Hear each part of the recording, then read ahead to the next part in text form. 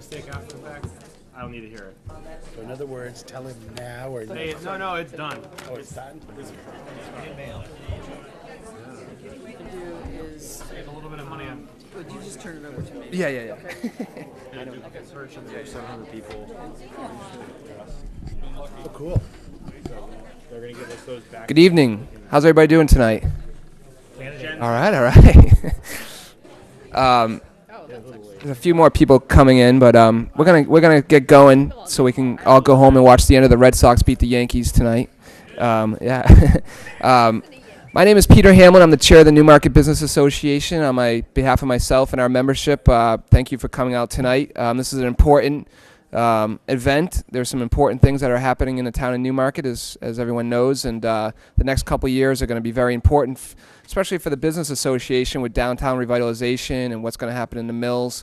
So we're very excited to be hosting this event, and without further ado, I'm going to turn it over to our moderator, Judy Ryan, who's going to lead us through the night. And again, thanks for coming. Thank you, Peter. I think it's a great opportunity for the town to come together, town residents, to hear the candidates for the various boards and positions that are available at the May election. That is May 9th. Don't forget to be there.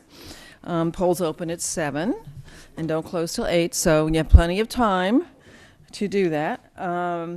What we're going to do tonight is ask the individuals who are running for office to speak for a maximum, of 2 minutes, to answer, present themselves and say why they're here, why they're running, what their interests are. We will then entertain questions. And the rules tonight are very similar to the rules in every other year that I've been doing this. Questions may be directed to one individual or to the group as a whole, or the candidates as a whole who are running for the boards and positions. There's one question per person. Everyone will have an opportunity to speak or ask their question before I will recognize the person who spoke has already had an opportunity to speak. So if person number one speaks, they would not be recognized until everybody else has had their opportunity to ask a question.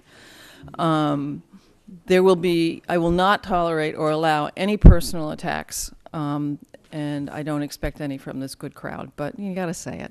So anyway, so we get running. We have a lot of candidates this year, which is great. So what I'm going to do is ask, first of all, and I will announce each candidate for each position as we go through the blue sheet. So I'm going to ask, first of all, if Ed Pelsar is here as a trustee of the trust fund. Okay. Ed is not here, so we will move on to people we know are here. I will ask Martha McNeil to stand up. She is running for supervisor of the checklist, so she could stand up. There's this mic right there, Martha, and you can state your position as supervisor of the checklist. Pardon my voice tonight. I can't hardly talk. And a lot of people are glad. But anyhow, I'm running for supervisor checklist. And as you know, nobody is running against me. The reason I am, the salary is fabulous. And the vacations on the Riviera every year is a blast. No, all kidding aside. I love being supervisor of the checklist, working with Madeline and Jane. And I love the people of Newmarket. And I figure I'm giving something back to the community. Thank you. Thank you. Thank you, Martha. Are there any questions for Martha? It is amazing when you drive around town. How many Seeing none, I will move on. Trustee of the library is Forbes Getchell. Is Mr. Getchell here? No. Okay. Now we will move to watch that town councilor? town clerk. Becky Benvenuti is running for the position. It's a 3-year position, and there is one candidate. Becky? He's at the corner of Elder Street. Good evening. I'd like to thank the Newmarket Business Association for hosting this event. I think it's really important to hear all the candidates' views, and I'll be short and sweet because there's some hotly contested races coming after me. I'm running unopposed. I've lived in the town of Newmarket for over 20 years with my husband, John. I've raised my 3 children here. I've been serving in the position for about a year and a half. I filled Patricia Orcott's remaining term when she died from breast cancer. And so I'm running for a 3-year term. And I, as Martha said, I love serving the residents of Newmarket, and I love my job, which is why I've chosen to run again. Thank you. Thanks, Becky. Are there any questions for Becky Benvenuti? I haven't heard from John. Seeing none, we will move on. Okay, questions? We will now move to the Budget Committee. I would ask the people who are the candidates for Budget Committee to come forward and sit at the tables here. The candidates are Roderick Bowles, Eleanor Connor, William Connor, Leo Fillion, and Gary Jablonski. Since there are a number of people running for those positions, I'm going to ask those people who are running for boards where there's more than one person running to come forward. Take a comfortable seat if you can find one.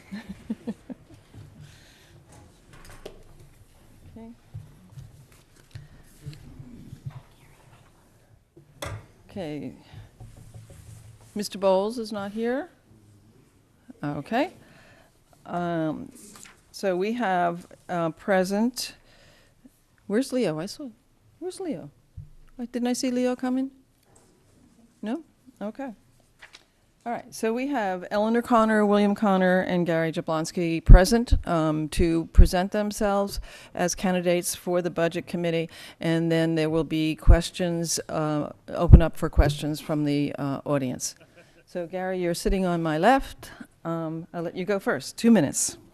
I've been a resident for Newmarket my whole life, and I've run a small business for the last 21 years, and I've dealt with health insurance issues, business insurance issues, personnel, meeting a budget with my company itself to stay in business. And I just felt I could be involved in the community, and this was the way to do it. I wanted to be part of the community. And that's it. Eleanor? I'm Ellie Connor. I've been a resident of Newmarket for 7 years. I've served on the Facilities Committee as a charter member through last fall and the Budget Committee for the last 4 years. I'm very concerned about some of the adventures that we're approaching as far as perhaps a new high school, a water treatment plant, and perhaps utility plant. I think it's time for the Budget Committee to reconsider its responsibilities as a Budget Committee.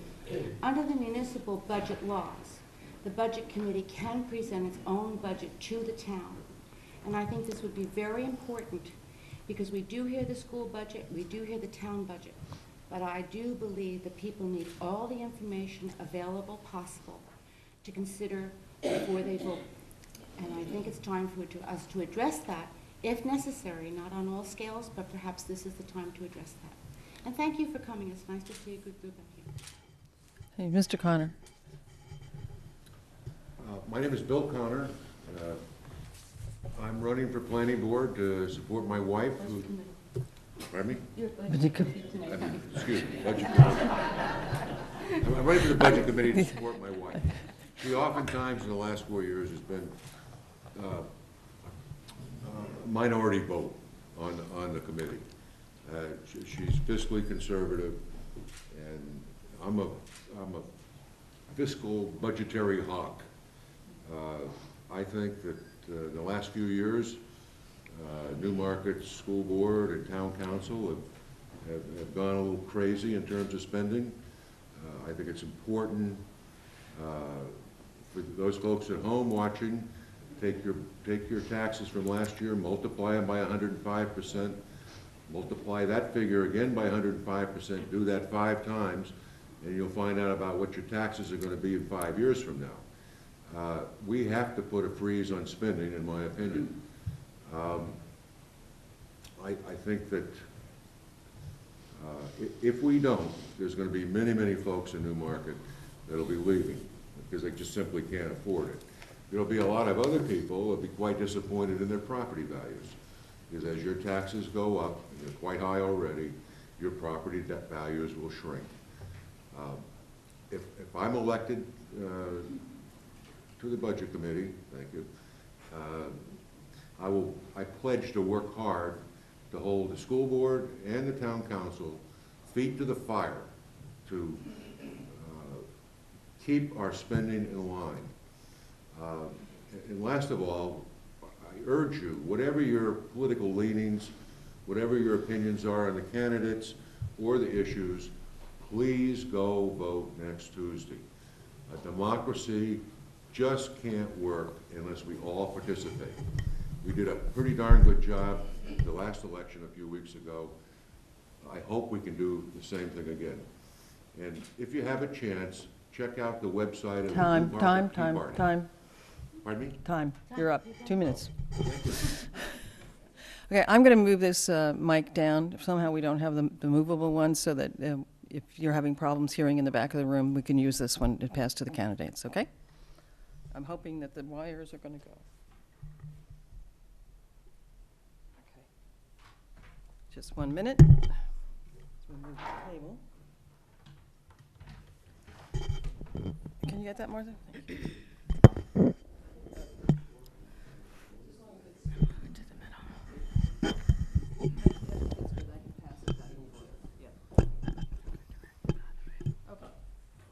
Now we will entertain questions from the audience. It can be addressed to an individual or it can be addressed to the group as a whole, and they would respond. So, questions from the audience to the candidates for the Budget Committee. Don't all speak at once. Done. Hearing no questions, oops, there's a question back here. Phil LePage? Yes, Phil LePage, North Main Street. I was wondering if either Mr. or Mrs. Connick could address specific line items that they thought were out of line with respect to the... Would you mind speaking on the mic, please? I'm a little hard of hearing.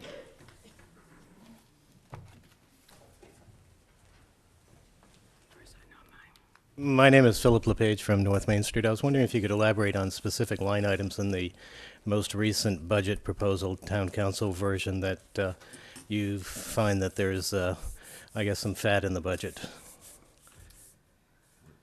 What's the question? If there's any line items that have some fat in the budget. I'll take that first so we can pursue. Actually, I did have a question, and we had several questions. As far as the Budget Committee and my... Can you hear me now? Is that okay? Right up close. Is that all right? I did have a problem with Article 3 for $6 million for the water resources. I do not feel this is appropriate until we test the waters before we purchase the land. I have seen too many times we have purchased the land and then decide what we're going to do with the land, such as the land on Prescott Road or Falls Road for ball fields. And we found out ultimately that gee, the land wasn't sufficient for the ball fields. I also had a problem with Article 5 when it came to the fire rescue building bond, because it seemed repetitious to me for Article 11, which is also construction of the fire station on the second floor. I thought this was redundant. I have found that there are other articles that might cover the same basis, and I'm concerned about our capital reserve funds. I addressed this at the Budget Committee and asked why we couldn't take, for instance, the funds for the fire department and apply that from the Capital Reserve Fund, which is over $4 million, and apply it to this building. And I was told that those plans, that those funds were in reserve. I had a question for the pilot program. I feel that probably it's feasible, but I think it's putting the cart before the horse. I think we need to study this before we accept it for our town. Everything is possible. It could be a very great idea. I just think it's a little too soon and a little too early. I had a problem with the operating budget. I felt that 6% increase across the board for one and all employees was a bit extensive. 4 years ago, I was told that they were getting step and raise increases based on experience. I had no problem with that, including the COLA. But with our town growing as it is, and the needs that we have in our town for education as well. And as a former school teacher, I have a very strong interest in the education. I have a problem with some of the increases that we're getting in salary. And I think it's time to say these people have to accept some responsibilities as well. I think that pretty well, most of the others were just fine with me. I was opposed indeed to hiring the students for the fire department. I didn't find anyone else on the budget committee agree with that as well. We felt that they had not consulted the Scarborough unit, and they should have addressed that before they considered this. My opinion at that night was we should still address the needs of the senior citizens who may require an ambulance during the day. And I think we need to include paramedics in a program, and perhaps 2 full-time fire employees, rather than 4 students and finish an upper building. And that was my opinion. Mr. Connor, do you have any response to that from Mr. LePage? In addition to that, Article 5, it's a warrant article that reads, I'm not going to read it, Thanks, Gary. but it's rescinding the bonding for the fire rescue highway building bond. We had about 20 people at my house of reasonable intelligence. They couldn't make heads or tails out of this. This thing, if you have an opportunity to read it, it doesn't make a lot of sense. After the deliberative session, it appears as though if you vote yes, that they're going to reduce the bonding authority of $1.6 million for the McCallum building, which is the DPW fire department, to $1 million something. And if you vote no, they're going to leave it at 1.6. The confusing part to me is the McCallum building DPW fire department is already built. Contractors have been paid. Why aren't we just reducing the bonding authority to 0? It really makes no sense to me. One of the town councilors, when asked that question, told me it was going. Excuse me, Mr. Connor. Are you talking about warrant articles, or are you talking about the town? I'm talking about the warrant article.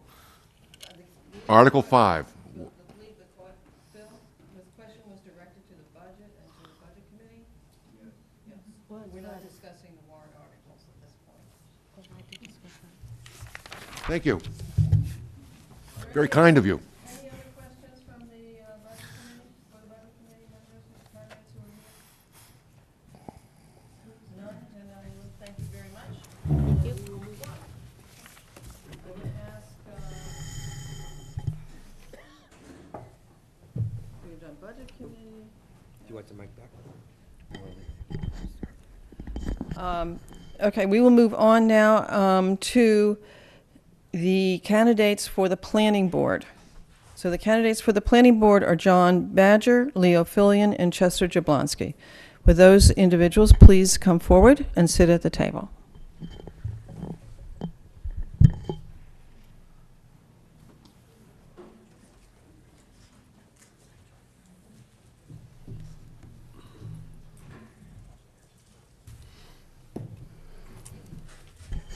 All right, as before, Mr. Fillion is not here, so we have 2 candidates present, Mr. Badger and Mr. Jablonski, and I will ask each of them to make a presentation of no more than 2 minutes, and then it will be open for questions from the floor. Mr. Jablonski, since you happen to be sitting in the hot seat. Thank you. Good evening, Newmarket residents. My name is Chester Jablonski, and I am running for the planning board. I have 3 years of experience on the planning board, and it has been a great experience. It's been a great learning experience also. And I would like to just give you these things that I think I would like to do more with. The problem with water, I would like to be involved with and have more say in terms of where our water is going to come from and how we're going to get it. We have development coming about. I would like to have also more say in terms of how this land is going to be developed in terms of the community of Newmarket. We have a need for something to happen in our education system. You all know that land is at a premium here, and and I'm on the school board, and I've been representing the school board, the planning board at the school board level. And I think it has been a help, and I want to continue this. We have also a need for long-range planning. You probably have seen me arguing about this. I want goals and objectives. I don't want this shotgun stuff happening in this community. If we have money put aside for something, that money should be there, and if they want to use that money, then it should be brought before the community and have specific reasons and why that should be used and proof of whether it's going to work or not. Also, we have the master plan, and I think we should adhere to that master plan in terms of what it's going to do for us in either 5, 10, 15, or 20 years. It can be revised, but we've done a lot of studies with that plan, and we should follow it. It's also my hope that the people of this community would get more involved in the running of this community. I just feel that, looking at it in the planning board side of the phase of it all, and also the school board's side of it all, I don't see not enough people involved and people arguing and giving their opinions on what should be done. Thank you. Mr. Badger. Thank you. Good evening. My name is John Badger, and I'm a candidate for the planning board. My wife and I moved here about 18 months ago. We really enjoy the town, but we quickly recognized that Newmarket is facing a lot of challenges. Water supply, the wastewater treatment facility, the Main Street refurbishment, parking capacity, schools, the empty mill buildings, just to name a few. Yeah, it's quite a list. I'm semi-retired, and I felt I had some time to get involved. When I began to think about campaigning for this position, I realized I'm probably not a very good politician. I don't kiss babies and shake hands very well. I'm not good at singing my own praises. Regardless, I have 40 years of experience in planning, implementation, and management. I have a lot of experience working within a budget. I love the challenge of problem solving and project development. I have a very strong respect for the past, but I know it's important to look to the future. Campaigning I'm not excited about, but working for the future of Newmarket I'm very excited about. I think it's the time for some new ideas and new faces and Newmarket government, and I hope you'll consider voting for me next week. Thank you. Are there any questions or candidates for the planning board? None being. I had one question. I understood that. Identify yourself, please. Russ Simon, Cushing Road. I understood there are people who are on both the planning board as well as the zoning board of adjustment. Since you're a sitting member, I didn't know. Yeah. Leo Fillion represents the planning board at the ZBA, and he is voted through the planning board committee to represent us at the ZBA. Is that a voting position on this? No, it isn't. But he is still a member of the ZBA. And we can only have one, because I tried to get on it. Are there any other questions? Seeing none, I thank you both. Thank you. Oh, I know, this is what you've all been waiting for, I can tell. Oh, come on. What about me? I know. I don't get paid. You got too many positions. You won 3. Okay, now we are the candidates for the town council. There are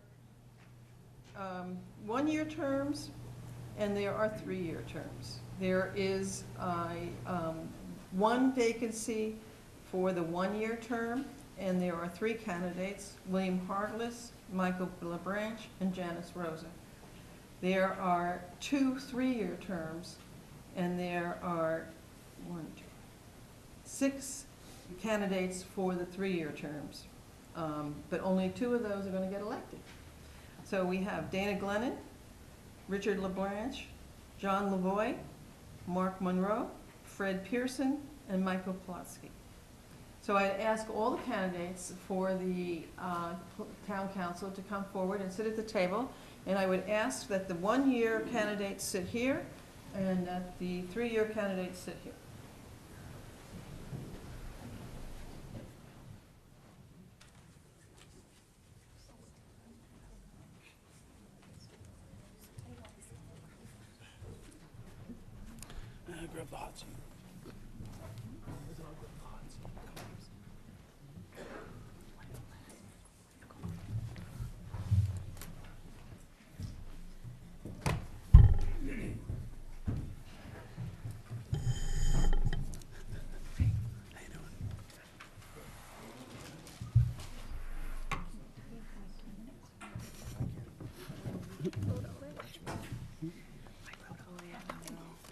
2 minutes.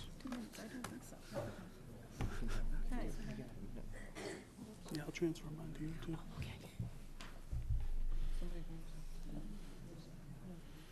Okay.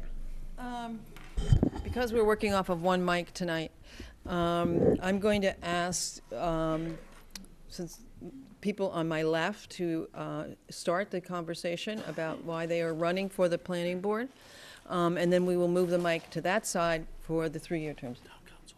Excuse me, town council.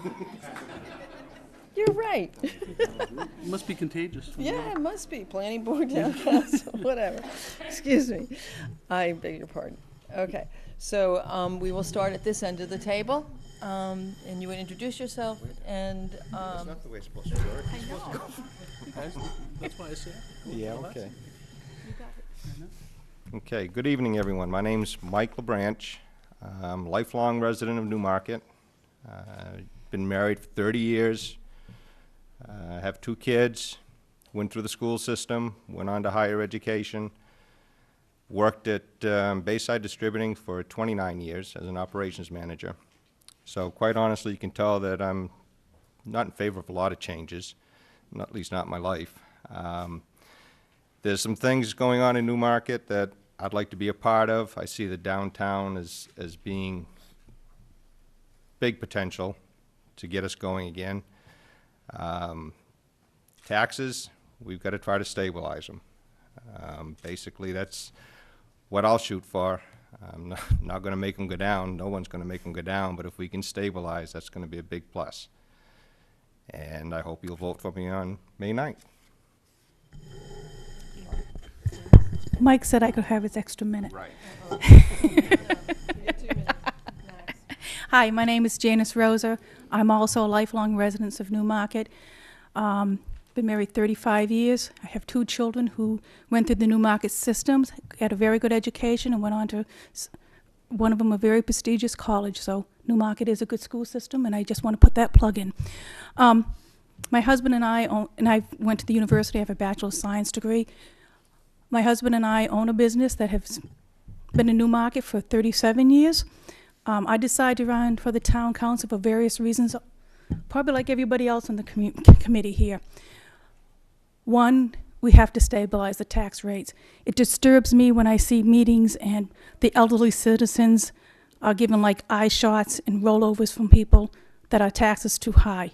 We have to consider tax level for everybody in this community to stay in the community that they love. My family has roots back to this community to the 1800s. I like this community, like Mike, and I want to be involved to see changes come about. I've been on the planning board. I sat there for 2 years. It gives you a very good insight of how the town works and how other committees work. I've sat on the school board for 9 years, understand criticism very well. I've also have sat on the Veterans Committee, where I believe it's important to honor our veterans. How many more seconds? I'm trying to do it.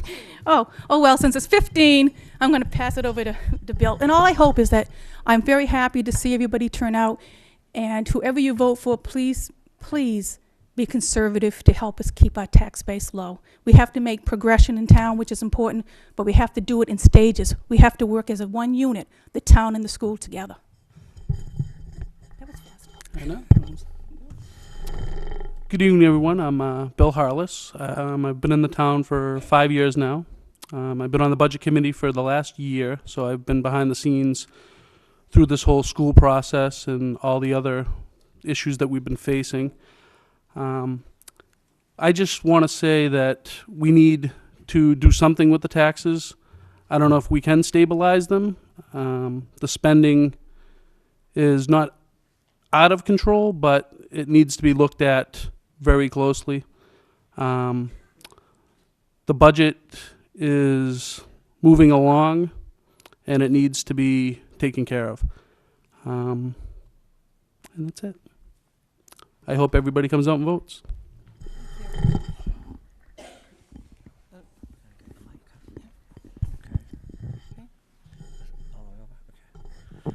Thank you and good evening, folks. My name is Dana Glennon, and I currently am serving the last of my 3-year term. And I want to first thank the Newmarket Business Association for putting on this event this evening, and to thank the people in the audience for coming, and also to our viewers at home. I'm not sure if anybody knew that this is being broadcast to our residents in their homes this evening, so I want to thank them also for participating. 3 years ago when I was up here, when the NBA sponsored this event, I made a commitment that I wanted to open a dialogue between the residents of this town and the council itself. I feel in some ways we have done that, but as an individual councilor, what I was able to do and made a request through the administration and through the MIS individual to have an email address, and the only councilor who has done that, to allow the residents of Newmarket to contact me directly, either by phone or by email. And there are occasions when I come home and I see a resident sitting in my driveway wishing to speak with me. All are welcome. Some of the things that I would like to point out that I did a couple of years ago is that Newmarket at one time was a very vibrant community. We did have some of the people remember, some of your newcomers, you may have seen just pictures. We had a IGA downtown, we had a First National, we had a clothing store, we had a bowling alley, we had a movie theater, a couple of hardware stores. And back in the 70s and the 80s, what happened is a lot of that had changed because of the economics. And a lot of that went out of the area, and the residents found out that there wasn't much business in the town. We now have the opportunity to bring those businesses back into town, but not just bring new businesses, but to support the current businesses that are there in the downtown. We are one of the very few towns that has a vibrant community on the waterfront. And it's essential that we bring that to full fruition. And I say thank you for coming, and please vote for me. Yep. I hope the wire's I think it will. Ashley, you got it, Mike? Yep. Good evening. Thank you, everyone, for coming, and those of you at home watching, and thanks to the Newmarket Business Association. My name is Michael Plosky, and I decided to run for council because the one thing I've seen, besides all the obvious problems that we are having in this town, is the lack of teamwork. Not only teamwork amongst individual members of individual boards, but of the whole process. We need to get a team so we can get things accomplished, like the tax base, like getting through the downtown revitalization, which is already in place. We just need to start working together. And that is my biggest goal, if I am elected, is to get all of the councils, all of the boards working together. Thank you all for your time. Thank you all for coming. I'm Fred Pearson, running for the council, and thanks to the Business Association as well. I had the fortune to move here in 1957, and if you do arithmetic more quickly than I, you know I'm a senior citizen. And most of those years were spent on that end of my life. I've been fortunate to be back here for 7 years and taken an interest in service for the community, and therefore taken an interest in some of the issues that we have. I had the fortune, and I had the misfortune to leave Newmarket, and the fortune to as well, I suppose. I had the opportunity to work in 3 sectors of our economy, the academic, the industrial, and the government. And I learned a lot of lessons in the industrial side that I think are applicable to doing my job, having my responsibility on the council. And one of those is teamwork, which was mentioned by Mike, and one of them is team leadership, and a lot of other lessons that go with that I think could be used certainly by the council. If I were to characterize myself, I'm a fiscal conservative. Was born that way, raised that way, lived that way, and it's a fact. I am concerned about our water. There's no question about that. It's a major infrastructure thing that we need to have in terms of economic development, for example, as well as our citizens. We need to build an adequate school facility. We need to invest in the revitalization of our downtown without any question so that we can have economic development and return to some semblance of what Dana referred to. And I remember those days where you didn't have to go out of Newmarket. You could buy everything you wanted to and get the services you wanted to in Newmarket. I have the initiative, the drive, and especially the time to serve the residents of Newmarket, and I would like to give back to Newmarket what Newmarket has given to me. Thank you.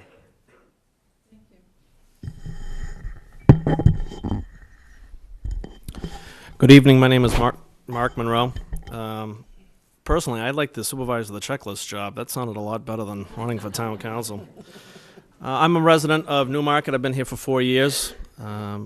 When I met my wife a few years ago, we decided that we were going to look around and try to find a nice little small community to start a family. We looked at a number of communities, and we decided on this wonderful town of Newmarket. One of the reasons, and I know there's some people here tonight that think that I'm running for one reason and one reason only, and that's has nothing to do with why I'm running. I decided to run on two purposes. One, during the school election, or during the school building, when we were talking about our taxes going up. It's awful hard to start a small family and watch your tax dollars go out the window as fast as they did. The other thing that concerns me is the water, the MTBE that is going into some of the wells. If anybody has looked into any of this, the parts per billion that we have in some of the wells are far exceed what the EPA is calling for. That makes me nervous with a small child. I think this is a great community. We're starting to get the downtown going. Phase 2 is coming up. So there's a lot going on in this town I want to stay a part of. I'd like to be a part of what's going on. I think this is a great little community, and I am running for the future of my family and my son. Thank you. I think that's just going to work, sir. There you go. Richard LeBranch. I'm old enough to die wondering what the hell am I doing here. I have been here before several times. I was elected as a selectman in 1977, and I was dumb enough to get reelected in 78. And I was instrumental, I think I was, in influencing the town shifting from the select form of government to a so-called form of government we have now. Watching TV and attending a couple of meetings got me going. I think I should get back in here and see how many people I can irritate. I'm not in favor of a whole lot of things that are presently planned that are going to cost us a lot of money. Please vote for me.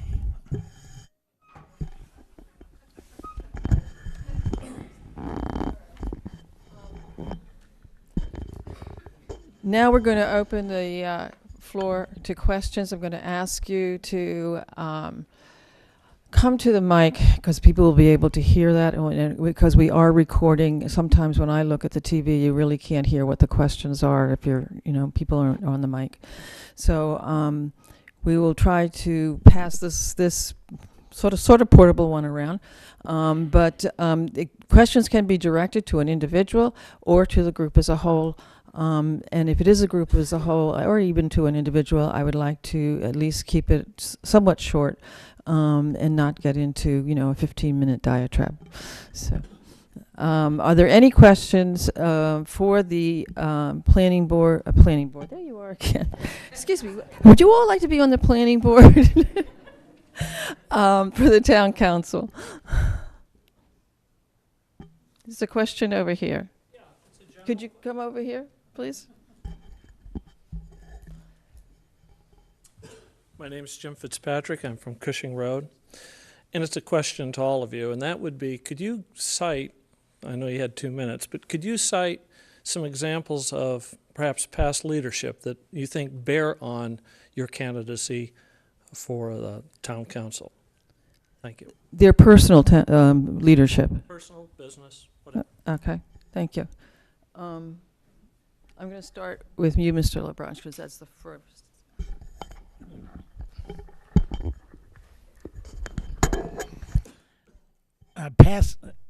Past leadership, was that the question? Some of the past leadership?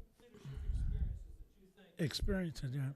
If there's one thing I learned in serving in elective offices, that don't call people's names or don't be too specific, because you might have to answer for it. So I wouldn't answer on past experiences because I'd have to name names. And not derogatively, but people are responsible for what happens. Oh, my past. Oh, no. I'm not that diplomatic. No. Pass.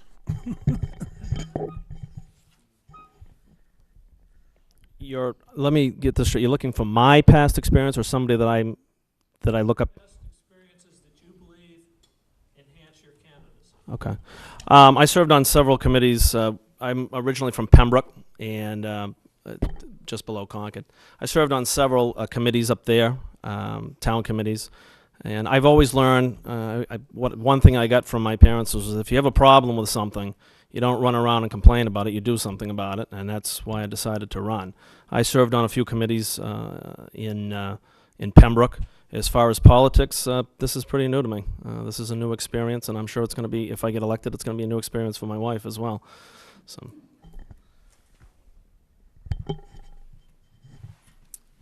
Most of my leadership experience was in industry. And I think one of the best decisions I ever made in my life was to transfer from the academic life into industry. I went into Baxter International as a project manager, was promoted to a manager of a department, to an associate director, to a director, and to vice president of worldwide R&D. The governmental experience that I had in leadership was for the state of Colorado, where I was the director of biotechnology for, I think it was about 4 years. And in terms of academia, I served on several committees, and that's about it. My leadership experience that I think is going to most help me in this position was the 2 years I worked nights at the Portsmouth Mail Processing Plant as a supervisor. I carried my trusty Diet Coke everywhere I went because who knows when I was going to get a chance to stop to a water fountain. It was a constant go, constant supervision. And it took a while, but it's starting to form little teams throughout that post office operation. It was difficult. I was the first of a new style of management out of a new program that the post office had started. My fellow supervisors weren't too overly thrilled with this program. And that was my challenge. And I maintained that challenge, and I got through it. I went on to further supervise in actual post offices, which was a lot easier. And then I've gone on to be a postmaster. I think my postal experience is something I can bring to the town council to help everyone work together. Thank you.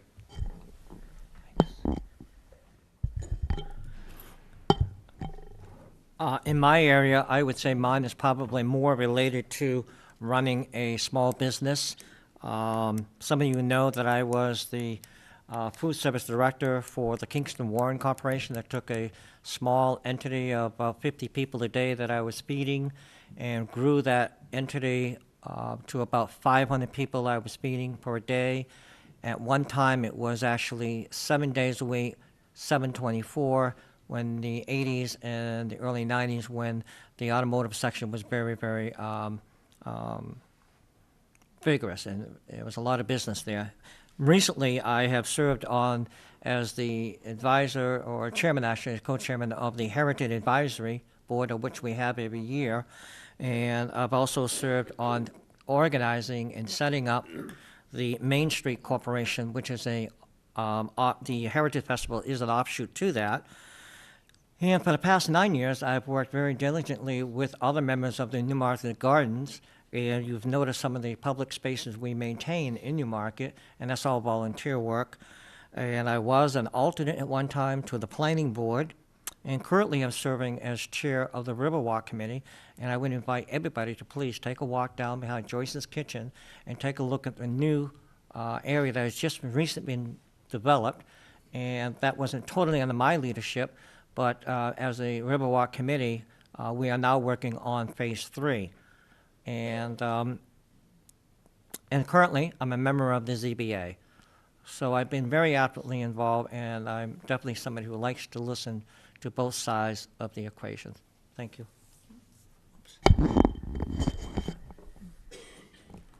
Okay. Now to the town council. My leadership experience, I've had the 1 year on the budget committee that I've been on, and also when I was back teaching at Exeter High School, we took over and I chaired the Exeter Christmas Parade to save it back in 2004.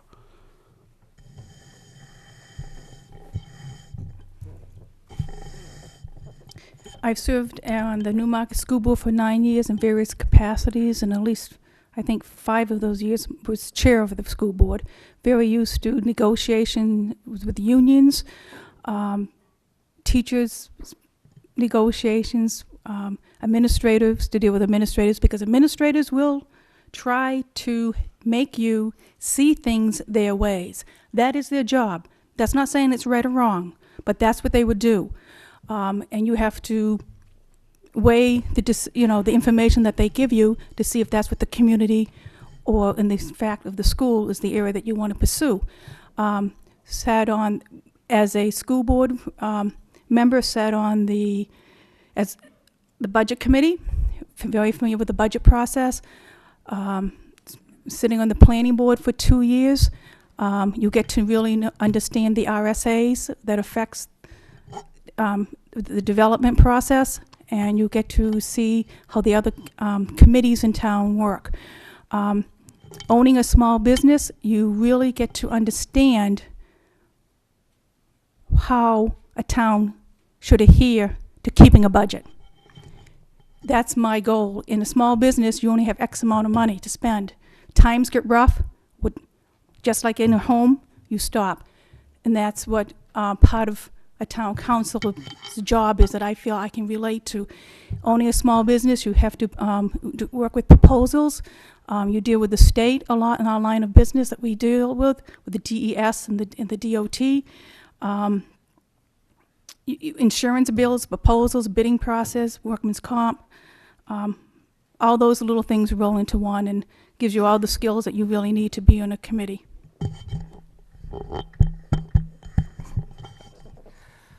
Basically, the position that I'm in with my job as an operations manager, I'm responsible for budgets, I'm responsible for hiring people, upkeep of the building, things of that nature. So in that regards, I've been doing it for 29 years, so, and I don't own the business, so obviously someone else, I have to report to someone else. So that's helped me. And also, earlier when my kids were smaller and everything, I did a lot of coaching with the youth organizations in town, tried to stress to those kids, boys and girls, both, that, teamwork is a big thing. And I think a lot of the kids in town that are now probably voters in this town perhaps learned a few things along the way.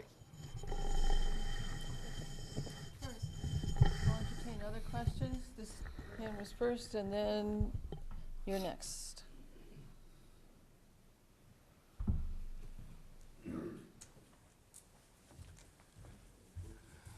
Good evening. My name is Rich Alpern. I've been in town for 20 years this month. Over the period of 20 years, there have been many projects that the town has wanted to get into. And every time our government has said, this is what we want to do, this is how much it's going to cost, it wouldn't be that. Some perfect examples would be the You're going to phrase it in the point of a question? It will be a question. Some perfect examples are the softball fields. We were supposed to get 3. We're only going to get 1. Another one was the railroad track lights by New Road, where it was going to be $85,000, and the last I heard it was going to be $150,000. My question is, what can you do as a counselor to make sure that when our government says that this project is going to cost us this much, and this is what you're going to get for it, how can you make sure that it stays at what we're told it's going to be, instead of always being more down the line, or what we're going to get for it is going to be less? All right. Since the mic is on this side of the table, we're going to give it to these guys, and then we'll move that side.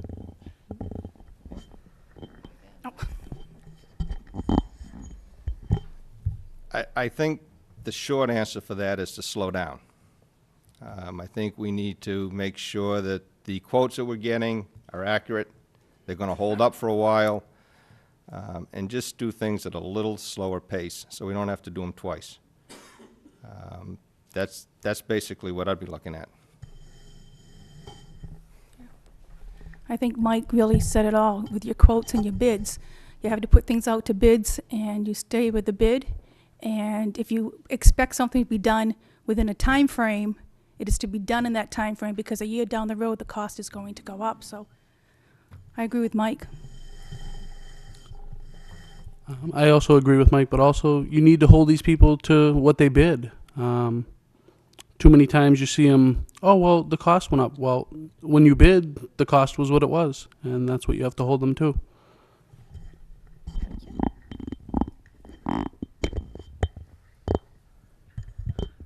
I think it's an excellent question to ask, because as a counselor, I have been totally frustrated with this process.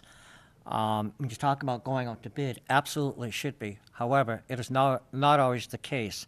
We need to go out to bids, and we also need to diversify on who we go out to bids with, and not just always the same individuals, same engineering firm, same individuals. And the other part of that, too, is the council needs to be far more diligent in when it makes its decision and looks at the research and does its homework. I have always been opposed at the 11th hour at the council meeting when a document is handed to me and says, I just got this, you need to look at this, you need to make a decision tonight. The council needs to stop pushing back and say, I just received this, I'm not going to make a decision, let's table it and bring it on the agenda for the next meeting. That way, far more research can be done. Thank you.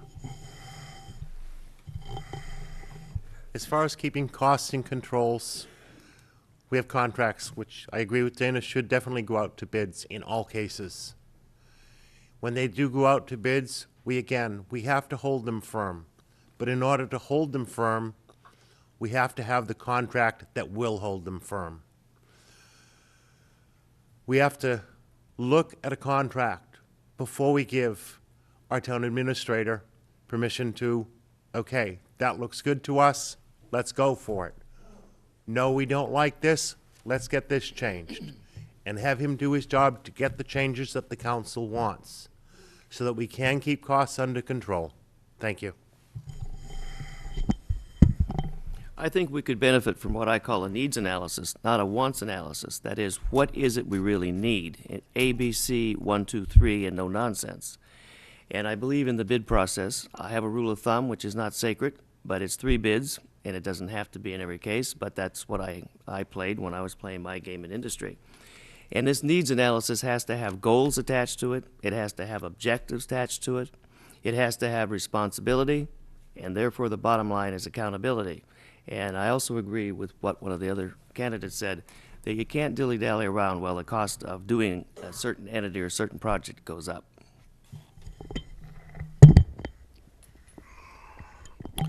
I have to agree with my opponent to my left. I think if we're going to get into large contracts, any type of contracts, I think they need to go out to bid, but I also think we need to start looking at the future. Does this town absolutely need it? If it absolutely needs it, I agree with Councilor Glennon. I think it's time we push back instead of having it basically shoved down our throats. Let's push back. Let's find out what needs to be done. Let's do a study on it before we start spending money. It always seems like we're putting the cart before the horse. Let's not spend the money. Let's find out exactly what the future is. What is it going to do for the town? What is it going to do for the taxpayers? And will it hurt the taxpayers, or will it be beneficial for the taxpayers in the end?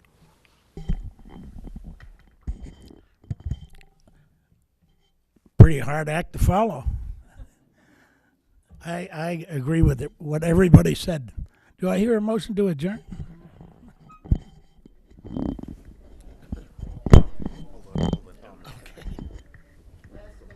Well, you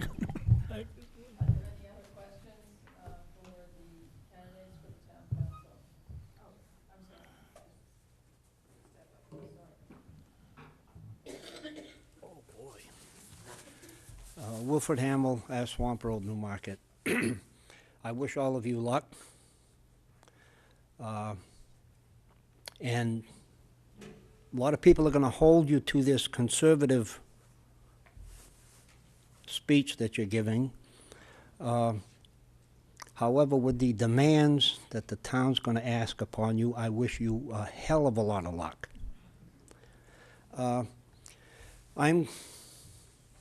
I've got 4 years under my belt being on a council. When I sat there where you are, I swore that I would never look at one thing. Let any one thing sway me. I thought I would look at the entire picture. Are we going to get a question? It's yes. With your permission, Ms. Moderator. Where was I? Anyways, it doesn't take much. And 4 years later, I found that I haven't swayed. I looked at the big picture. At times, I had to think of the older people, sometimes the younger people, this way, that way.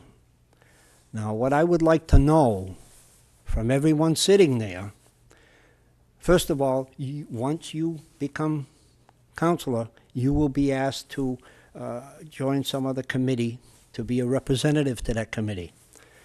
What I'd like to know, if any person, any people, any committees, once you become councilor, will sway you from voting your honest-to-goodness mind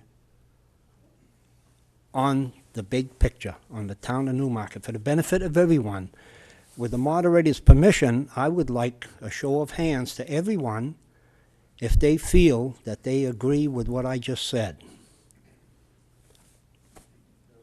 Do I have your permission to have a show of hands from the candidates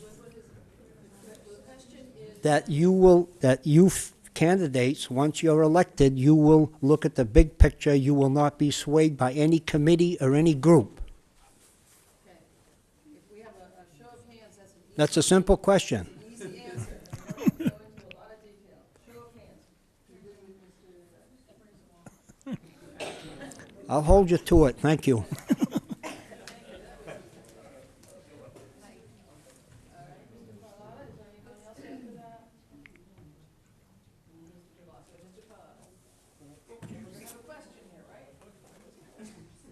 Question. Well, as you know, I usually go to the council meetings, have some say about everything. I try to represent the elderly and seniors in town. Sometimes, like the last one, I was kind of shut off because it was a workshop, but I figured I was representing the seniors in town and their problems.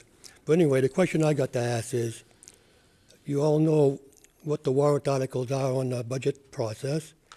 Which of the warrant articles would you be against and why? Is that a proper question?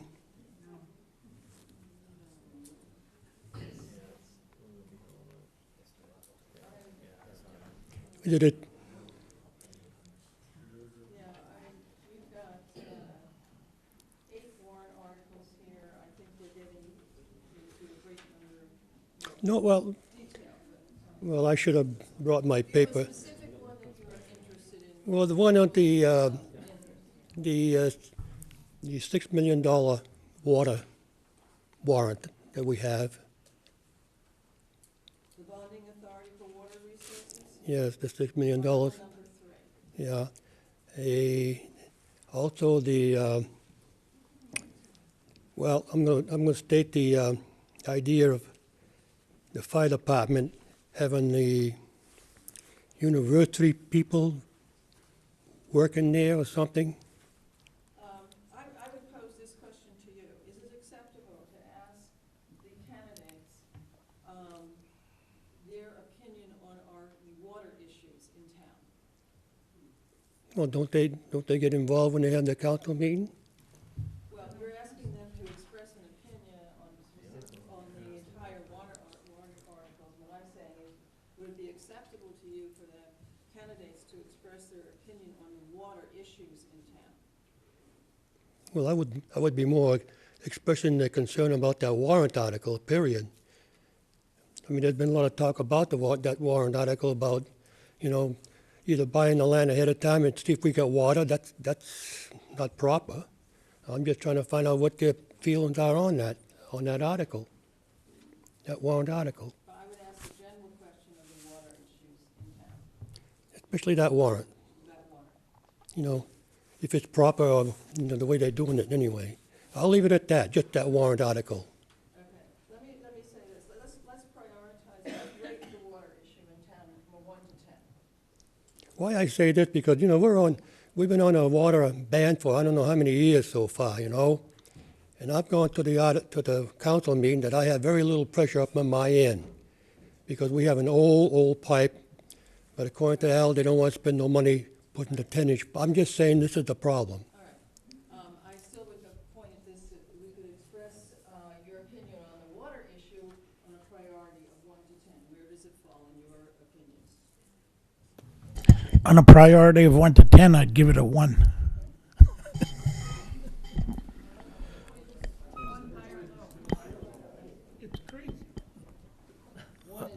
I guess if 1 is high, then 1.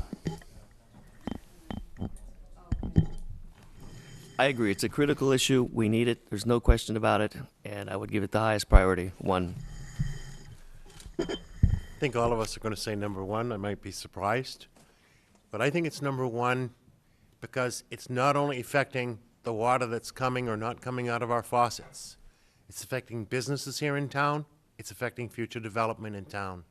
We have to get this water issue resolved and resolved quickly.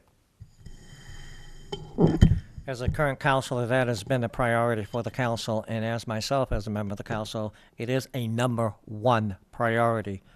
Water ban is an issue, and the development of the mills is critical. It links into the redevelopment of the downtown, so I cannot stress any more than anybody else other than it is absolutely priority number 1. 1, like everyone else.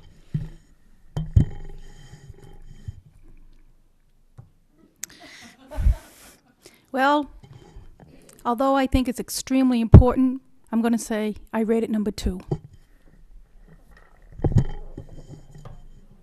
What's my number 1? Taxes. I'd rate it a number 1.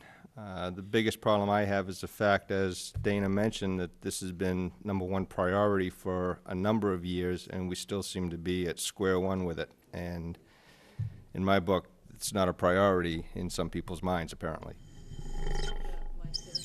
There were some other hands up. Chester.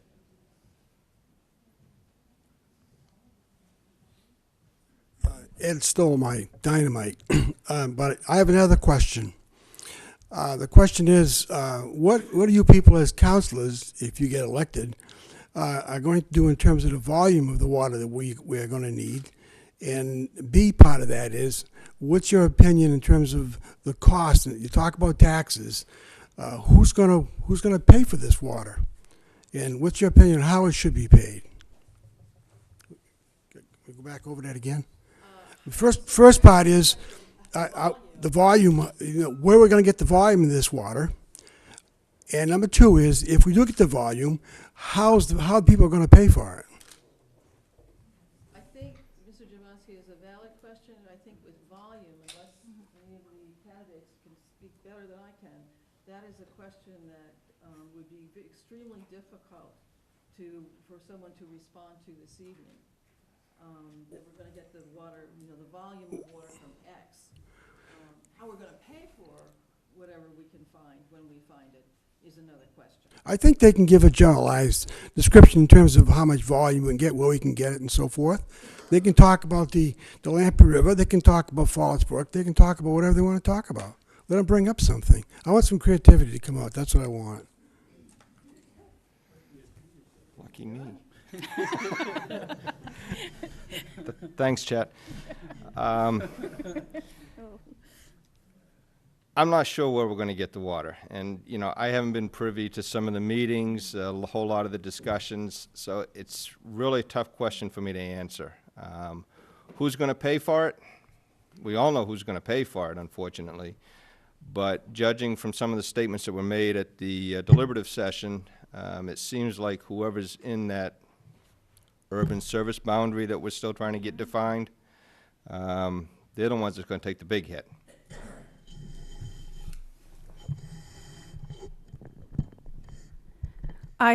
Like Mike, I'm not privy to all the information that the town council has.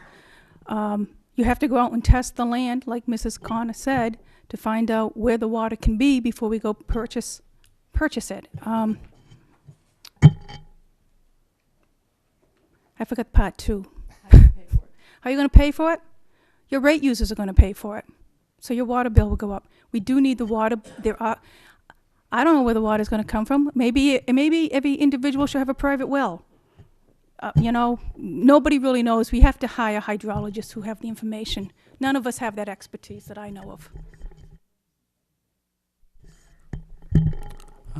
I'd like to say that we could buy it from another community. I don't know who has water for sale. I grew up in Salem, and they had brought it in, put pipelines from other lakes in the town to feed into Canopy Lake to keep it full.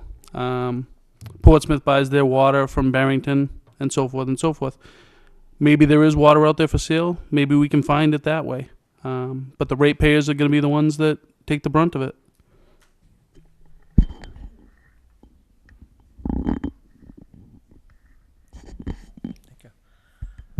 I think the question is difficult for the rest of the candidates to answer this because they have not had the opportunity to get the information as I probably have as a counselor.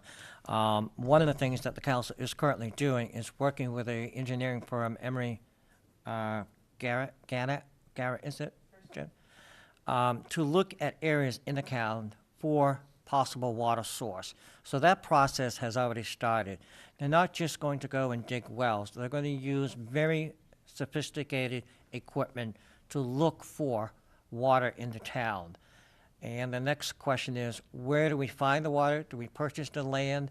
How do we get the water to the source, to the people? Who's going to pay for it? There have been a number, I've heard, not so much from the council side, but from the private sector, the residents saying it will probably be the rate user. However, it probably should be everybody. And the rationale behind that is not everybody has kids in school, but yet everybody's paying the taxes for the school. So nothing has been totally defined as of yet.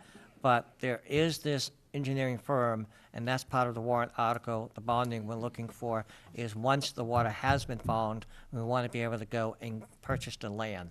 Now, some would say there are certain parts of this town that has a lake under, not the town of Newmarket property has a lake underneath that would supply a lot of water to the town.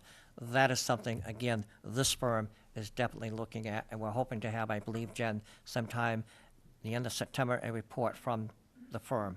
Is that about right? Somewhere in that area? Yeah, okay, thank you.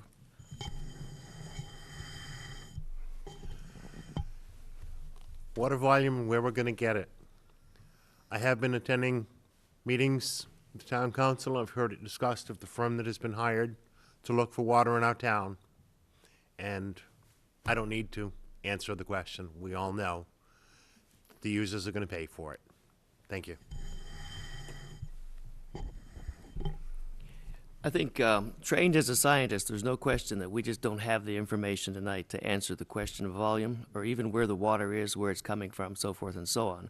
But the data are coming in from, I guess it's Emery Garrett, and that September report that comes in should give us some direction on where we should go, how much maybe it's going to cost, etc. Who's going to pay for it? I guess it's a pretty simple formula that it's the user times the rate.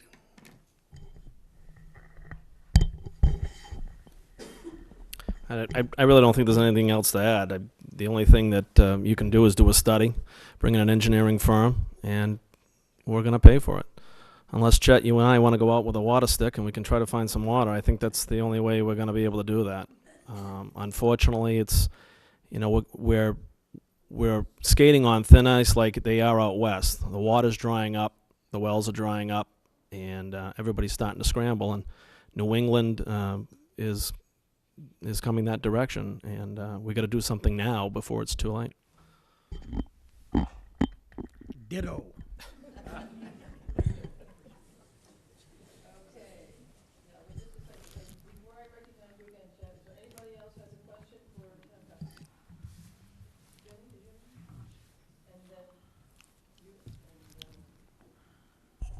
I just wanted to make a statement about the user paying for the water. We always do. But if you're not a user and your house is on fire, how would you like it if we said, you're not a user, we're not going to put the fire out?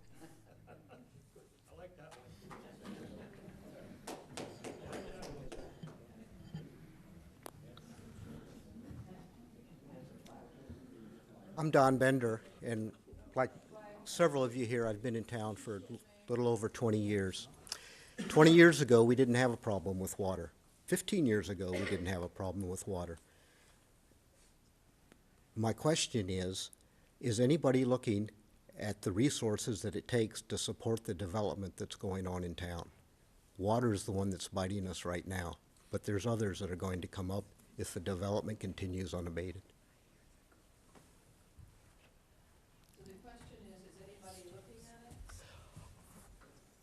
I guess my question for each individual, and I guess they've already answered it, but is anybody looking at, everybody's saying, well, let's get the water, there's another side to that equation that needs to be looked at.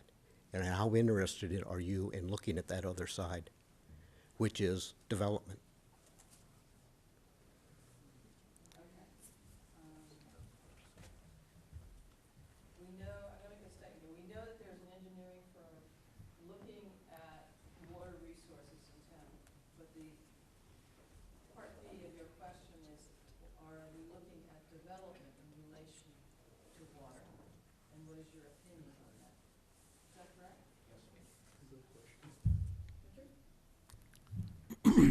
Not having been privileged to any action that is currently going on in terms of finding it, I really can't answer that. Nor would I, make some off-the-wall comment that'll come back to haunt me. I think it's an excellent question. And it is a concern of mine as well. I live at the top of Hersey Lane, where all the development's going in. A lot of the condos are going in. They're going in right behind my home. And I know that there's scheduled for a lot more condos going in there. For a person who is on the water system, when I'm taking a shower and my wife decides that she's going to use the faucet and I'm stamping on the floor to try to get her to shut it off because I have absolutely no water, I think it's an excellent question, and yes, I am very concerned about that. I know my water pressure, along with a lot of other people in town, is almost nil. We can't run two faucets at the same time. I can't run a shower and a faucet at the same time. So yeah, I think that's a high priority, and I think that's something that we need to look at, especially if we're going to talk about revamping and revitalizing the mills. If we get a large company in there that's going to need a large volume of water, how is that going to affect the rest of the town?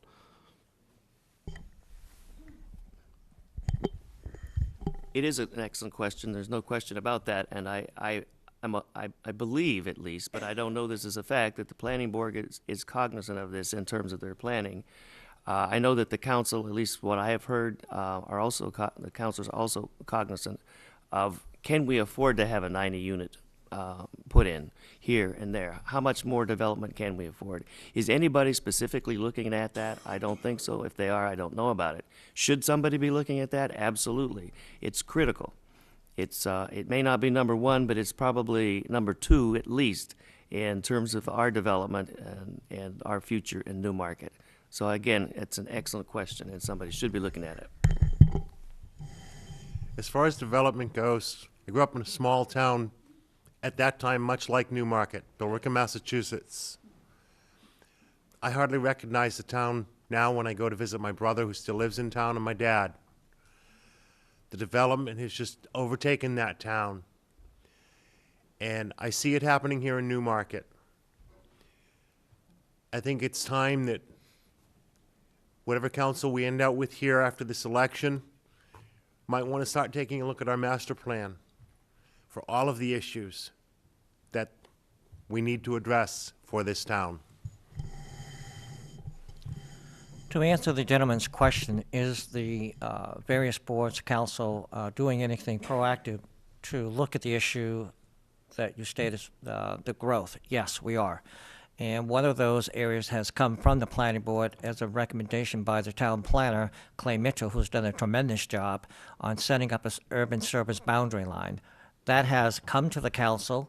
It is an area where water would be available. If you're outside of that urban service bound, there would be other means to which you would have to get water from. But right now, what we're looking at is try to keep the water into a certain area, and I don't remember the exact parameters to where they are in the downtown, which encompasses the mills. So the thought process is there to provide water for the mills for the economic redevelopment.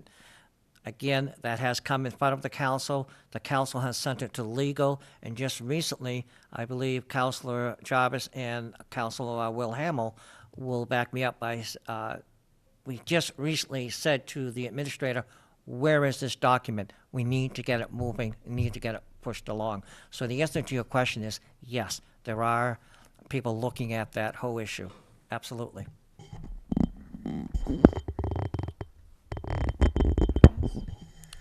I would hope that we're looking on the boards at the development issue.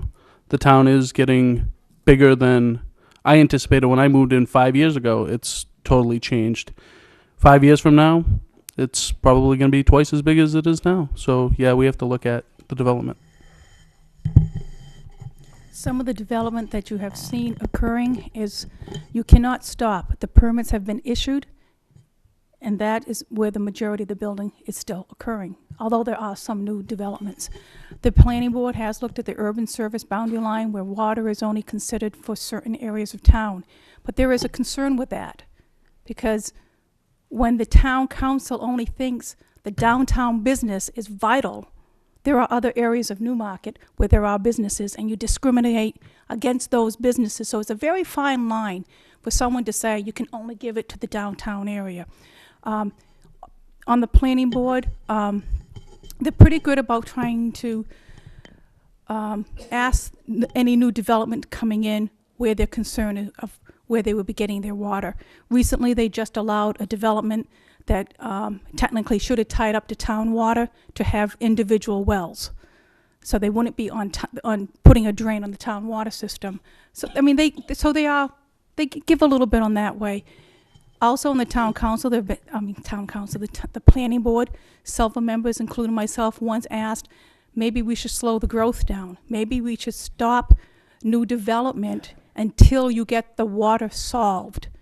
But in the meantime, when you do that, you do have to make compensations for businesses where you are demanding such high taxes from them. You're going to have to give some compensation. There's a lot of issues that have to be considered, but I know on the planning board they have looked at various issues. I think that growth definitely is putting a strain on the current system. If we get this urban service boundary set up as they want, I mean, there's only so much growth that can go on inside that area. Now you tend to see a lot of these developments going further out, and I don't believe that they're on the current water system. So I think a lot of it has to do with getting things in line right now, know where we're going to stop the lines, and hopefully solve the problem that way somehow.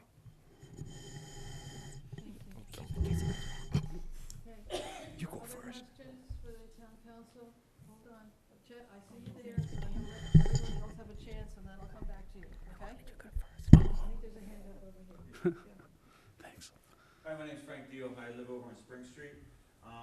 We've heard conversations tonight about ongoing projects that have been coming over the last couple of years, the water treatment facility, the fire station, everything else.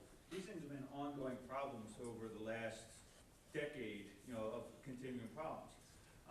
Councilor Glennon has mentioned how these things are ongoing processes, continuing. What, as councilors, if you're elected, are you going to do to try to prioritize these, not only to the point of getting them completed? This water treatment facility is now going on for a couple of years, but we're still looking for a site. How long does it take to look for a site to get something? Other projects the same way. I know no one wants to leap into something without it, but what do you want to do to prioritize and say, look, enough is enough, and we have to start moving forward, in a particular area? And what do you think is more important? Are you asking the question of which item they would prioritize and put it first on the agenda? To try to, get to moving. solidify, yes. I mean, because things are just going on too long, it seems, in the town.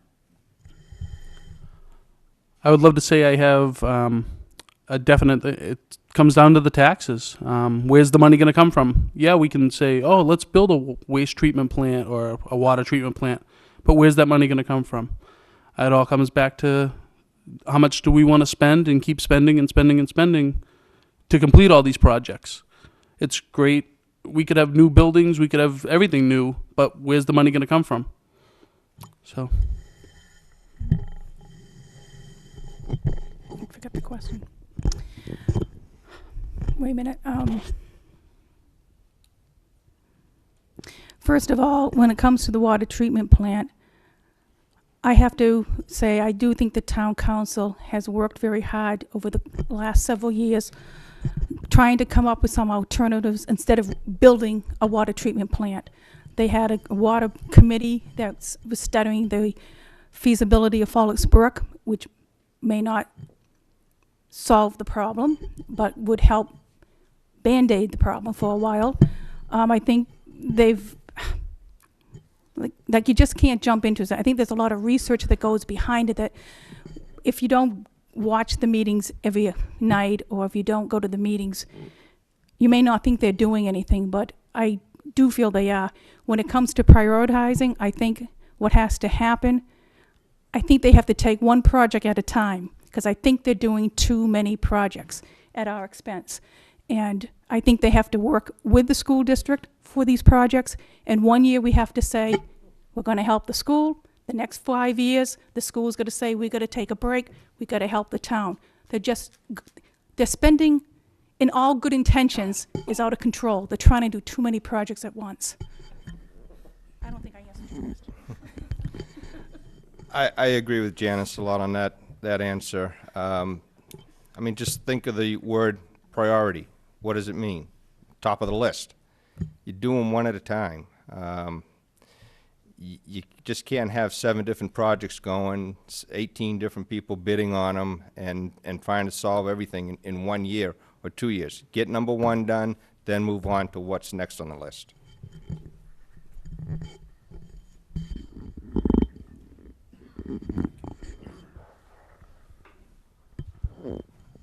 I thank my colleague for recognizing that the council is working on these issues because we definitely are. One of the things that, and Frank, that was a very good question you did ask, and I'm glad you did ask it. However, the funding is partially what we're looking for. We don't want to hit the tax base. They're being hit in other directions. Some of the areas that we're looking for is grant monies. Anybody who's worked with different programs, such as the CBG grants, a lot of those monies are drying up. Newmarket has probably maxed out in a lot of its areas. Some of these things that we are going to have to deal with the water and the sewer treatment plant are mandated by DES. However, DES has a policy, so long as the town is showing initiative to try to do something to resolve the issues, there's those extensions that are given to us, not just the town of Newmarket, but to other towns. So the process is going forward.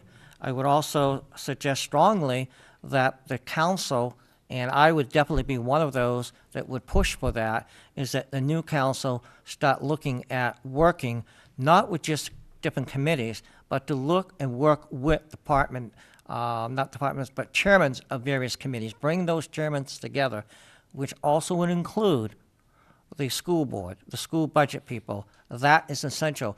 There is that separate forms of government. However, they work together for the tax base. So we need to get a council that works and brings these various chairs together, maybe at a summit once or twice a year. So we're all looking at the same picture.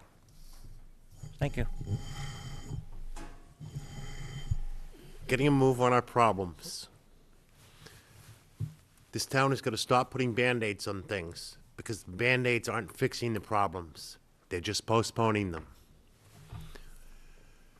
We need to definitely work together as a team, as a town team, including all of you people out there, to work as a town team. The government of this town cannot work unless we have the input of the people. The input of the people doesn't mean that any particular councilor or a council in general is going to jump at one person's ideas. It's listening to the public, working with the public to get the right solution for our problems and to get them done quickly. I think there's no question that we're trying to do too much with too little. We're trying to do too many projects. It would be much better to do a single project well, or maybe even two if we were fortunate enough, than to do four, five, six, or seven poorly. And I agree with Mike. I don't want to just plagiarize what he said, but I agree with him.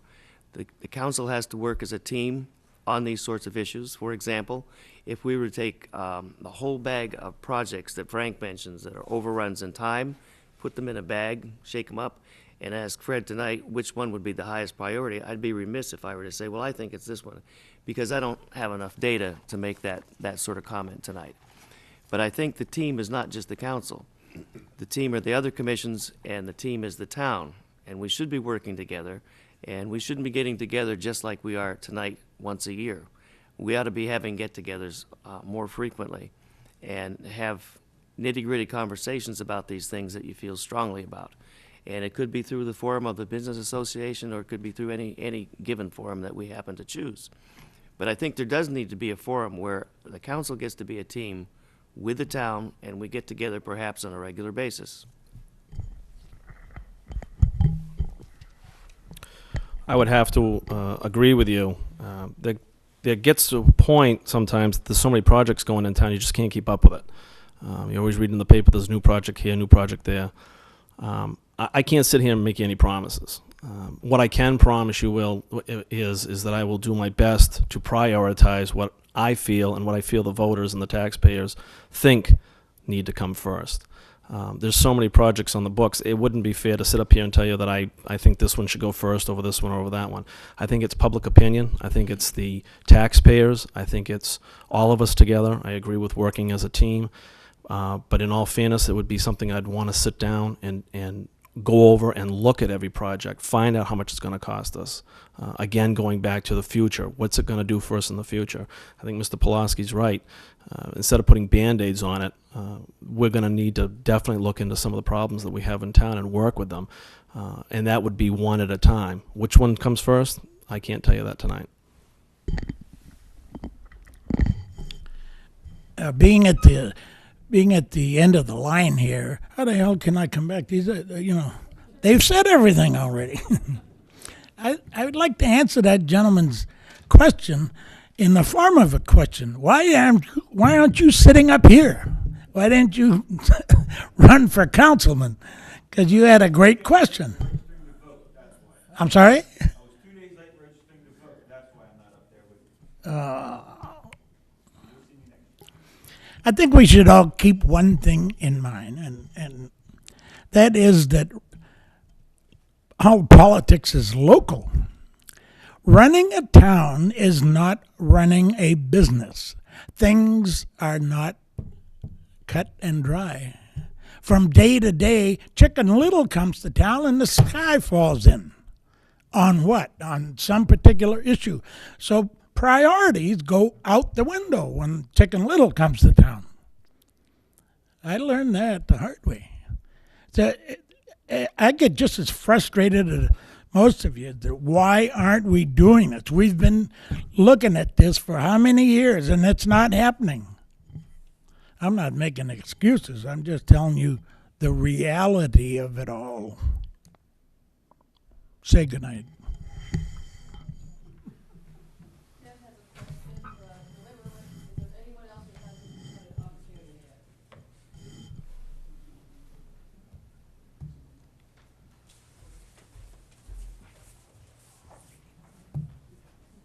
Hi, my name is Liz Coffey, Grant Road. I've been trying to figure out how to form my question without seeming biased. I'm a firefighter EMT here in town, and I've been hearing you talk about water and about development and being fiscally responsible, which I completely agree with. But my question is how are you going to support development in the downtown and continue on with the development in town And knowing that it's affecting the water, knowing that it's affecting your public services, your fire, your ambulance, your police, your DPW. You know, I drive the roads. I want them to be plowed. I want them to be paved. I want the ambulance to show up when I call. How are you going to get the town departments what they need while still remaining fiscally responsible and making sure that the town is remaining safe? Wow.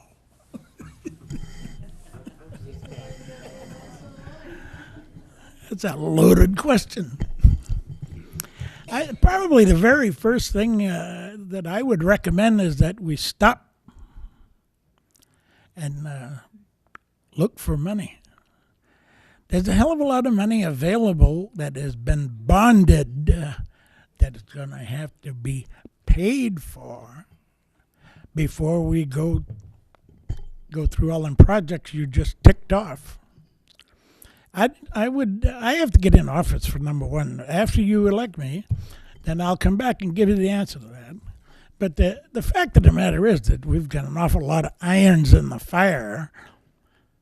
Whether or not they happen depends on the green dollar bill. And that green dollar bill is your taxes. That was a good question, Liz. And I think in this day of over budgets, overspending, that's a tough question.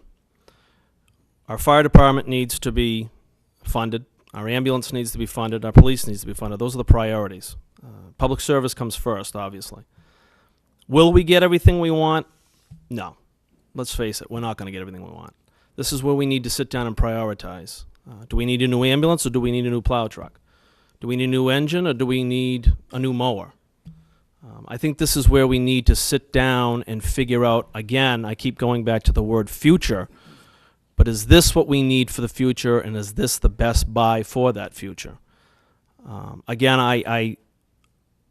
it is a hard question, but we're not always going to get what we want. We realize that.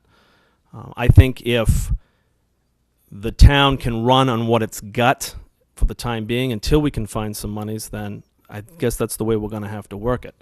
When public service or emergency services start to fail, then it's time that I think the money should start heading in that direction. But again, I think we have to start worrying about budgeting and where our money is going to be going, and I don't think we're going to get everything we want, unfortunately. I think with regard to the water issue, which is, I assume, a huge one from what you said and what I perceive, that's in tow, in the sense that there's a study ongoing. We're looking for water. We want to do something about that. We're going to have a report in hand to give us some guidance as to where we should go and how we should go. The voters have spoken on that issue, and there's no question that this group is number one priority, and the voters have a high priority for that too. With regard to public service, it would be very difficult to argue that that's not number one, because it is number one, whether it's ambulance, fire truck, or whatever. And I agree with Mark that we have to sit down and we have to prioritize that, and we probably, nobody can probably have everything, but we have to make sure that we ensure our public safety in this town, and that would be number one priority along with water in my book. The police, the fire, and the DPW, they're basically the backbone of this town and every town across America. Whether they be full-time fire and police departments or part-time fire and police departments. They are the backbone. They keep the town going. We do need, as Mark and Fred said, we do need to make priorities. When requests are made from different areas, including those backbone areas, they're not always going to get what they want. They may have to settle for less. They may have to settle for a wait. We have to get everything, we have to get all of our ducks back in a row so we can function as one operating unit.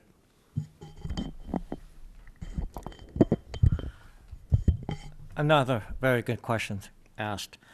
One of the areas I think you need to do and to look at is to increase the tax base, which doesn't mean increase the taxes on the individuals in their homes.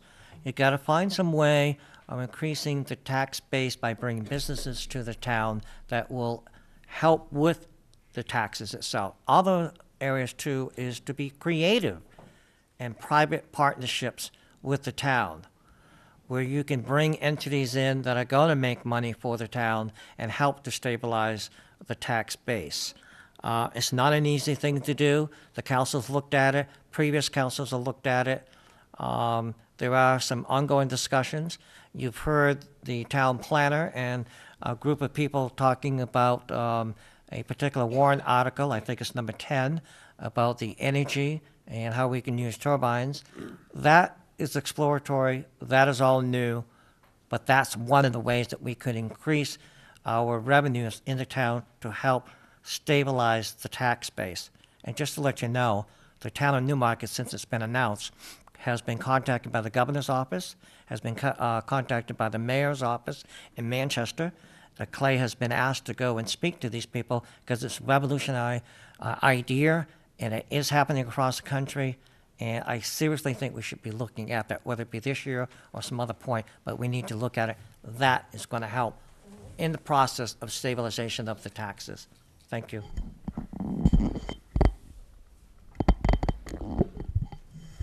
I really think we need to look at the revenue sources that we can bring into the town to take advantage of the great services that we have in this town. We have a great volunteer fire department. We have a great police department. I think we have a great school system, even though they all said it wasn't very good at all the other meetings. But the town every year votes the budget. I haven't seen a default budget since I've been here. We fund just about everything that goes on the ballot. And the town now is starting to look at it and say, wait a second, we are spending out of control. And they need to vote that way and keep up the pace and make people responsible for what they're putting on the ballot for the warrant articles.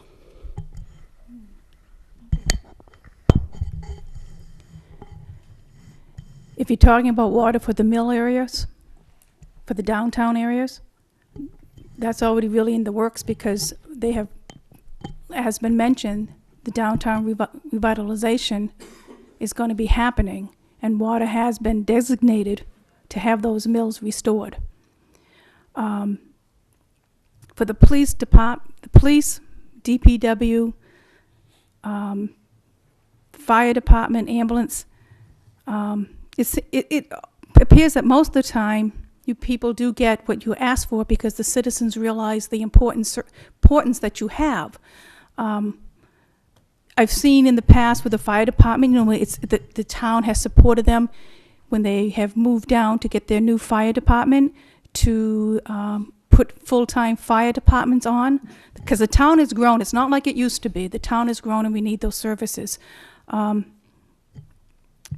Like you said, you put things on the budget and creative ways. I mean, maybe people just have to stop in Newmarket and take a smaller pay increase. Instead of a 6% pay increase, you have a 3% pay increase, and that helps with that extra revenue that you can put in some of these other services. That's a hard question unless you're there, because I personally feel that a lot of the things that the departments ask for, they do receive in the needs of services to the community. My answer to that question goes back to what a lot of comments have been made up at the table tonight. It starts out basically with teamwork. You know, the department heads have to communicate with one another, find out what we need, what we have to have, and go with the needs and wants. Someone mentioned earlier, you know, do you need it or do you want it? And somebody's got to decide, what do we have to get by? It may only be for a few years, who knows? You know, we can get some of these problems solved, moved on to other issues. But until we get some of these smaller or bigger problems solved, you know, it's tough to keep going with the budgets year after year. And as was stated, it's been a long time since I've seen a default budget in this town.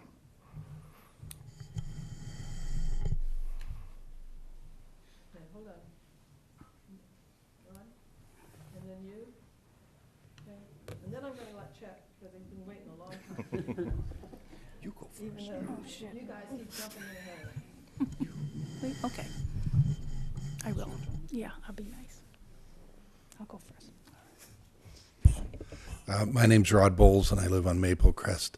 And I think it's a fair question. I would just like to ask the candidates to rank in order of importance: stable tax rate, services to the community, education to the community. 1 being the most important, 3 being the least important. Thank you. I don't know if you were here Yeah, you can't. earlier when we had a vote on how we rank water. I walked in a little bit, a quarter of 8, and I'm looking at it from an overview, thinking there's only so many things we can do. And I was just wanted to know how the candidates viewed the different issues that face the town. In my simplistic manner, stable tax rate, that means the ability of people who have lived here for a long time to continue to live here. Services means the town side, everything that we use. And education means the school side, the other piece of the tax dollar. And I was just wondering if that would be able to get that response from each of the candidates.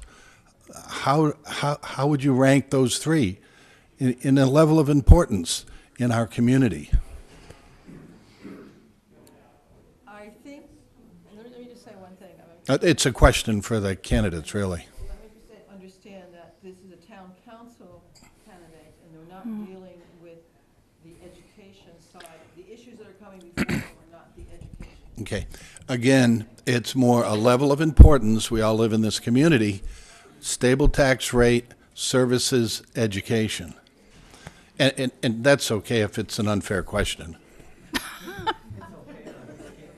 I think it's a fair one. Don't we get to put him up here because he's running for one of the committees? Oh, that's true. He missed his chance for that. Janice, did you say you wanted to speak? Oh, yeah, well, they made me.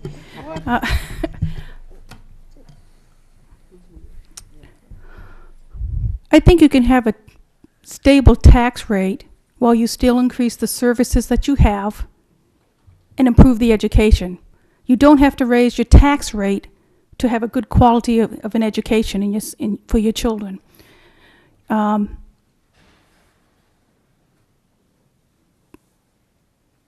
all intermingled. If you want, I think you can control everything by stabilizing your tax rate, having this, and by doing that, you turn around. You may have to reorganize departments in the school with the town working together, maybe consolidating jobs. As a example would be a facility manager for the school and town together, maybe a single business manager for the school and the town. So if you want to have a stable tax rate and maintain the services that you have to be creative and go back in and revamp your town's organization. And again, you don't have to raise your taxes to have a good education. The kids in Newmarket receive a very good quality education, and the kids in this community have gone on to very prestigious colleges, and there is nothing wrong with the University of New Hampshire, and I was appalled at the comment that the lady made that night, and I just want to make that known. You go second. Basically, I think the town currently has services available. I don't know what new services you'd be looking for. With the services you've got, if you keep the tax rate stable, you haven't lost anything. You've still got whatever you have now. And I agree with Janice as far as the education part goes. I mean, I think we've got a great school system. We've always had a great school system. And a large portion of our kids go off to higher education and go off to get good jobs after that. And they leave the high school and get good jobs. So, I mean, I don't know if I've really answered the question, but I think the stable tax rate and the services go hand in hand. Well, Rod, as you always say at the meetings, sitting on the fence. They all rank important to me. I'd say they're all a 1 in importance, each one having their own individual problem or need for a solution. So that's how I'd rate them.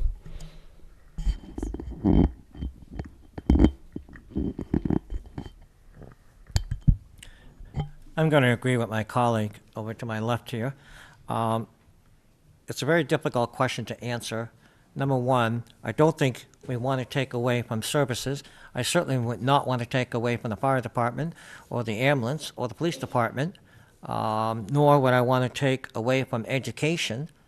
Stabilization of the taxes is a given. We all know that we need to do that. But in addition to that, we need to be more creative in our own budgets to how we're going to use the monies that are provided through the budgeting process. We do it in our own homes. We look and see, can I afford this? Can I do this?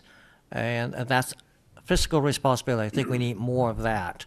But as far as categorizing 1, 2, and 3, they're all number 1 for me. I tend to agree. They're all number 1 because they are so intertwined. Thank you, Dana. The services affects the tax rate affects the services. Our education system affects the tax rate affects our education system. There is no ranking of this. They are all equally important because they all affect each other.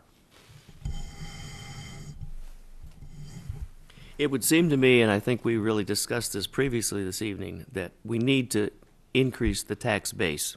And the way to increase that tax base is to do it through economic development, to have the infrastructure in town, to have the water, to have what we need to bring in small business. And that would be a certain priority of mine to try and influence that to the greatest extent. As in terms of services, there's no question it's a number 1. Education is a number 1, and to stabilize the tax rate, I believe, is a number 1 as well.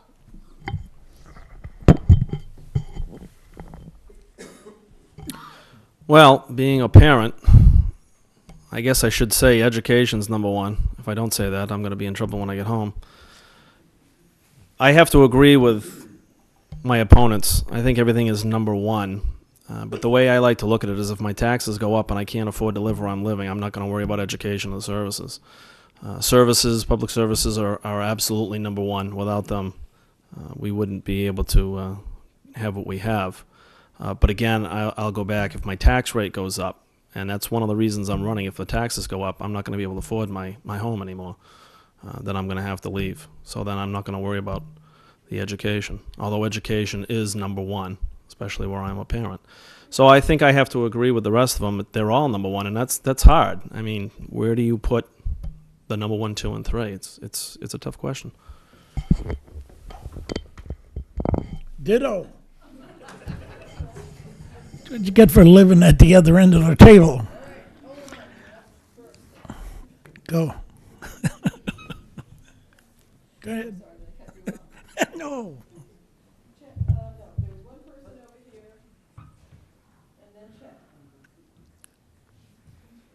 Hello, I'm David Wheeler. I live on Grape Street. What's your vision of the downtown, specifically the mills? Are you in favor of bringing stores in like some of you touched on, or leaving it the way it is, keeping Newmarket in the past? What is your vision? Wow. You mean personally? Yes, yes. Would I you like vote to see no. stores come into the mills and develop them? Oh, that's being a Newmarket kid from the 30s and remembering the 30s downtown, I think today is a lot better. But my envisioning for the downtown is if we don't move 108 away from downtown, it's not realistic. 108, Route 108 has to move whatever improvements we do to downtown. 108 is owned by the state of New Hampshire. I don't think it's very realistic, and that's just my opinion. It's not realistic to do what is envisioned for downtown. Thank you. I guess I'd like to clarify the question. Your question is, what do we feel about the mills and what should be done with them? I just want to clarify. Yes. Okay. I think if you go back in your history, Newmarket wouldn't be what it is today without those mills. Newmarket wouldn't be the size that Newmarket is today without those mills. A perfect example is Manchester. Manchester wouldn't be Manchester without the woolen mills that were there. That being said, I find it hard sitting up here talking about taxes, tax increases, bringing the taxes down. With simply put, it's irritating to me to see the mill just sitting down there rotting, not doing anything with it. There is a beautiful opportunity down there to bring life back into Newmarket, to bring more people into town, to put us on the map. I mean, remember, we're between 101 and Route 4, so we're off the beaten path. Yeah, we've got UNH students, but is it just UNH students that we want downtown? Or do we want to make downtown a place that we can take our families, that we can go down, we can do our walk, we can do whatever we have to do? The mill just sitting down there doing nothing is doing nothing for all of us. Anybody that's familiar, on Saturday night, they lost a mill down in Woonsocket, Rhode Island. 7-alarm fire. Once they're gone, folks, they're gone. They don't come back. The work that went into these mills don't ever come back. So for that mill to sit down there and do absolutely nothing is very irritating. I think we need to push. We need to get it developed. We need to get some good people in there, some good businesses, and I think we need to reflourish the downtown. I think the mills need to be revitalized. I've mentioned economic development several times in terms of increasing our tax base, and I believe that very strongly. And I think a jewel in the rough, or actually it's not a jewel in the rough. Mark's right. Those mills are sitting there rotting. They're a liability. They're doing us no good. They're negative. And they could be turned into stores, and they could be a place where people want to come, where they want to take their families, where they want to walk, where they want to shop.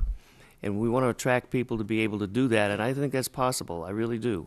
And I think that the bottom line for those mills is we want to revitalize them, and we want to put economic development in there for the good of the town. It's a no-brainer. We have what is now a liability. We need to make it an asset. What we do to make that an asset, my personal opinion, is mixed use. A lot of office space. A lot of the political signs that you're seeing around town came from Nashua screen print. They're one of the best around. They give good rates. They're located in an old mill building. They've got a decent office for their size company. It's one of the things we could do. Small businesses like that, bigger businesses with offices, and storefronts. It's a good combination. Thank you. I would agree with some of my opponents here this evening that I think what we need to have in the mills is a mixed use.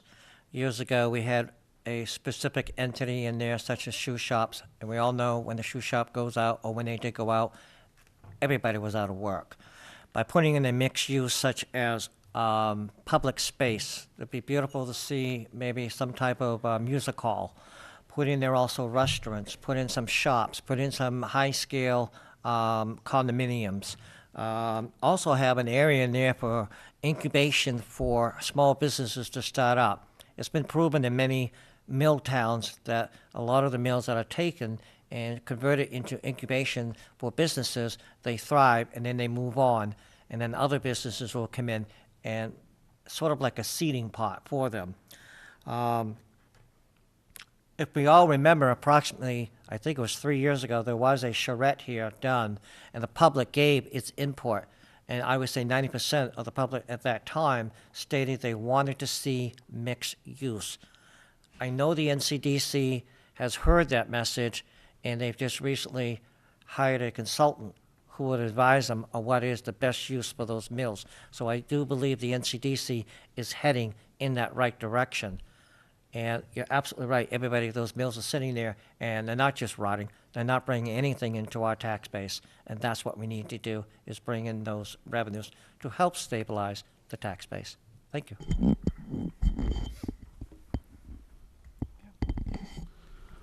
I would love to say we could bring an industry in like the shoe shine, but those, as we know, everywhere are going away. The shoe shops, should I say. I'd like to see a lot of commercial businesses downtown, and maybe even a museum for the town. Give something back with the Historical Society. Maybe a senior citizen center down there as well.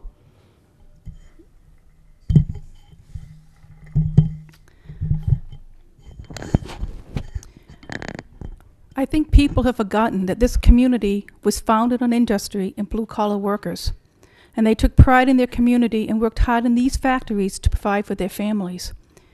It would be a nice service to see those mills restored to some effect. I am against condos. Not on that I'm against people moving in, but I think the mills should be restored to businesses that would bring tax revenues to us. I like Robert's idea. I always thought a little museum down there for the community would be a perfect example.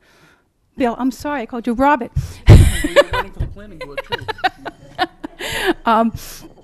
So I am for the mills to be renovated.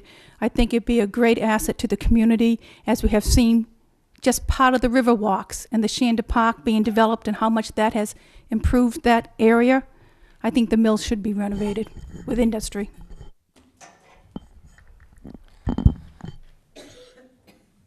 The phrase that comes to mind when you ask about going back to the past or moving on to the future is it's really difficult to go back. What those mills were built for, it's just not around any longer. We need to develop them. I think that there's definitely enough room down there to do more than one project or two projects. There's a lot of things that can be put in down there, and by doing that, perhaps we'll actually get back to a town where people that live in town can work in town. That's something that we've lost over the years. I'm not saying we'll be able to do it like we used to, but overall I'd like to see, you know, an opportunity for people to work in town.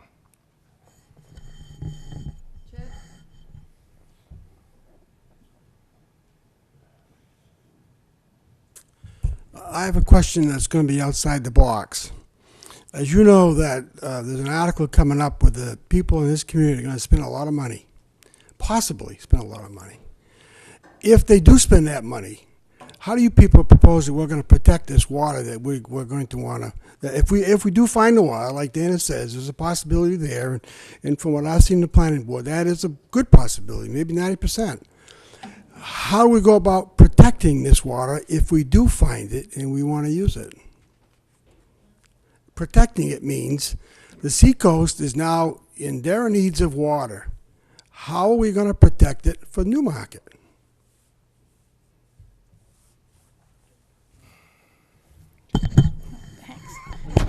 Yeah. Chet, do you mean, come back here. Time is it? Okay. I just want to make sure I understand what he said. How are you going to protect the water once we find it? Yes. Do you mean not to let the water leave the town of Newmarket, or to sell it to someone, or do you mean protect it with zoning ordinances of restrictive use for that area? That's why I said think outside the box. I want your mind to come before the people in terms of that question. It doesn't have to be anything specific. You could say whatever you wanted to say. I want to hear it. I'm on television. I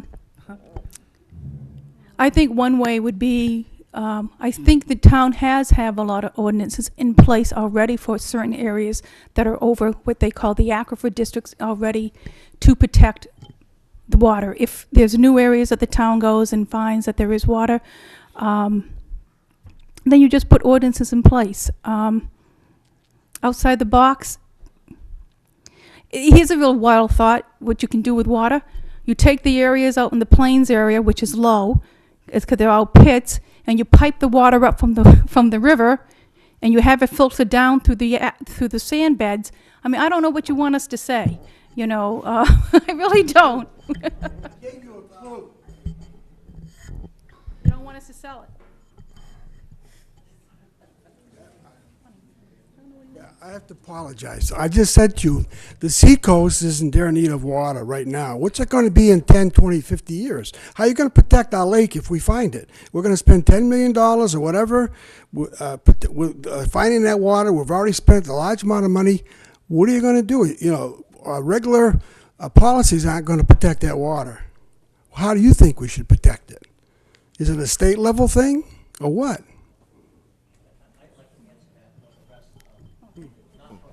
Dana's good. Dana has a thought on this. I have a thought on it. And anybody else who has a thought can rescue us, Dana. I'm not sure I can rescue, but I certainly do my best. Give it a shot, Dana. Chester, when you asked us to think outside the box, that's a difficult one, I believe, for a lot of us up here to do that. However, if water is located in the town and it's a large source of water, I think the protection is going to be coming to the town of Newmarket through state RSAs, such as where we can get the water. Such as right now, there are some restrictions on whether we can pull water from the Lamprey River up through Lee and other areas. So I would assume, and I'm just guessing here, that the town of Newmarket and its water source would be protected through state RSAs and probably even through DES and where that water goes. Recently, I know Barrington's had, is it Barrington or Nottingham? Both have had that problem with U.S. Springs. So it's an issue that's being dealt with now. So it is a good question, but it's a difficult one to answer. Right. Anybody else want to take a stab at that? I'll take a stab at it. It's an issue. Absolutely. We have a huge holding tank. We put it in our own holding tank. Let's find the lake first. Chet, looking outside the box a little bit more beyond the RSAs. The RSA is a good starting point, but looking beyond that, what are we going to do to protect? Protect is a very, very broad word. We could be protecting it from insecticides. We could be protecting it from overuse. We have to look at all of those signs. So what do we have to do in order to keep this water source for our future? We have to come up with some creative ideas, none of which pop into my head at the moment. But we have to watch all of the different areas of how that water could be lost forever. Thank you.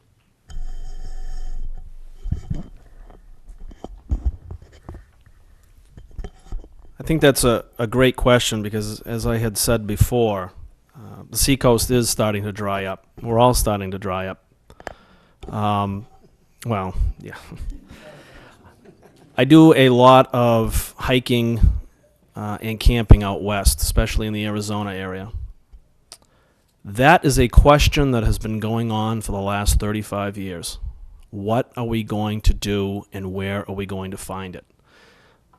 The big thing now is pulling it from the Colorado. If anybody has seen Lake Powell, it has dropped 150 feet in the last 4 years. 150 feet because of its overuse.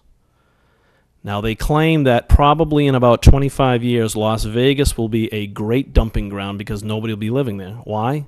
There'll be no water. Absolutely no water.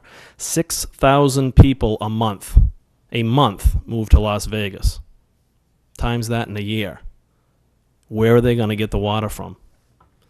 It's a great question. Where are we going to get the water from and how are we going to protect it? It's a hard answer. Once we find it, I think we need to do everything in our power as a town, as taxpayers, and as citizens to protect it.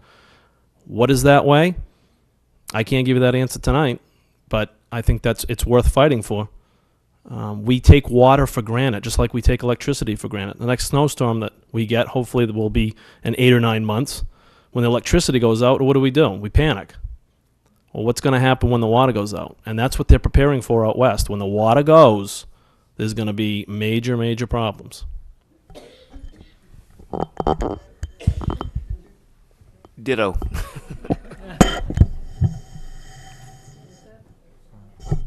Okay, hold on just a second.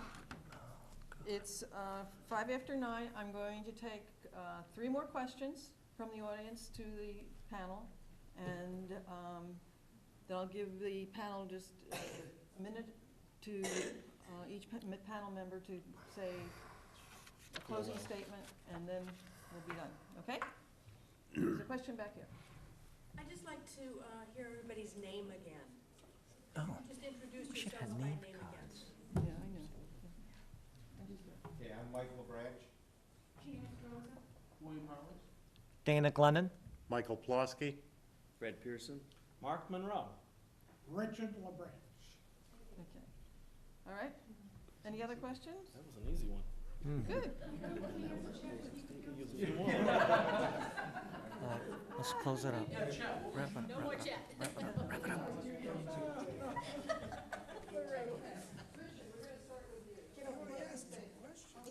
Motion to adjourn.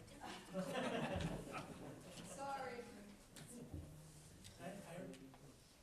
I really think I should be spending time on analysis. Volunteer for this job, but some of you people that have seen me in action, you know what I stand for. Just cut and dry. Platitudes, if you look up the word, the definition of the word platitudes, an awful lot of platitudes have been submitted here this evening. That doesn't surprise me, because I come up with them myself. Don't forget Richard LaBranch for 3. Thank you.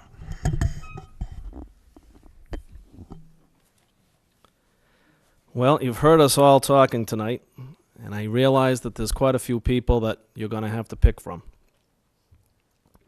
I'm just a small town boy. I grew up in Pembroke, got involved in small town politics, so to speak, when I was young. I'm not going to sit up here and make you promises. I'm not going to promise you a new rose garden or a white Christmas. The only thing that I can tell you is that if elected, I will get in there and ask the tough questions. I think there's a lot of tough questions to be asked that have not been asked. I came here to raise a family. I want good, clean water for my family. I don't want my taxes to go sky high. I don't want to see the senior citizens and the veterans of this town pushed out because they can't afford the taxes as well. And I don't care. It doesn't matter to me who you vote for. What I would ask of you out there tonight is to vote your conscience, whether it's for me or one of my opponents. Vote your conscience, vote your tax dollars, vote your pocketbooks, but vote. Young or old, please come out and vote. That's what makes this country great, that we have the choice and the freedom to vote. And again, whether you vote for me or you vote for one of my opponents, stop and think about what you want for the future and who you think is going to be that best candidate. Thank you. Well, I'd like to thank both the Business Association as well as the audience for the participation tonight, and I have to share this with you. I learned a great deal from my opponents, and I learned a great deal from the audience, and I have a great deal to take home. That being said, I think the most important message is, and a number of you have mentioned this in the audience to me privately, the important thing is to vote. And as Bill Connor said, that was what he was behind, was to try and get people to vote. And I think the new school got people out to vote. And more people probably voted in this last election than a long time. I feel the same way that Mark does, to get out and vote. I do hope that you vote for me. I want to serve you. I have the drive, the initiative, the energy, and the time to do the job for you, and I'd like that privilege. When I first started considering running for town council, one of the first thoughts in my mind is I'm not going to make any promises because I'm only one of 7 if I get elected. But sitting here tonight and listening to everybody, decided I do have to make one promise. If I'm elected to town council, I will work my hardest to work for this town and the citizens of this town. Voting is not a right, it's a privilege. Take that privilege.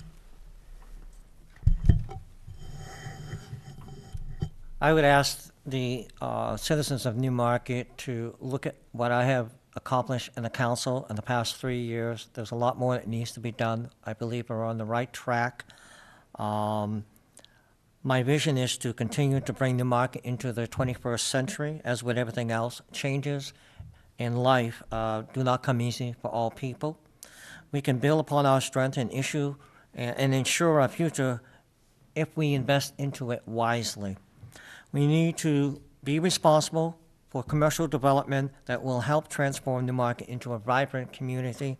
We need to address the following issues: our senior citizens' needs, infrastructure improvements, open space, the education of our children, and the stabilization of our taxes. Those are all critical. And I would ask all of you, the same as the rest of my opponents here this evening, to please go out and vote. It is vital. We are one of the few nations that has that right to do that, and other countries don't have it, and you see what happens. So it is something that we have a bond right to do. So let's please get out and vote. Your voice needs to be heard.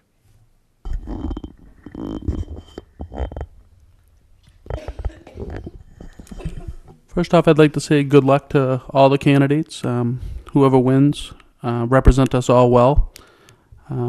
You do have the right to vote, and I hope you elect me for town council so I can be your voice on the town council. Thank you. I feel that we need to work together as a team, the school and the town. We need to prioritize our goals. We need to properly plan for the next 50 years, not for our immediate own little groups. It's the future of the town, even when we're gone, that is important. But as we progress into the future, we need to bear in mind the people that carry the burden.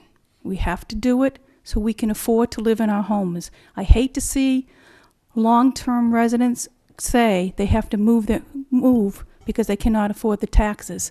On the other hand, I think Newmarket is a great little town. It's a very caring community. We have a lot of wonderful organizations and people that come out and show the true spirit of the community, and that's what Newmarket is about, the caring. And I would like to see that always continue, and I'm very pleased to see all the people who came out to run for positions this year, and I'm glad to see that they're all conservatives.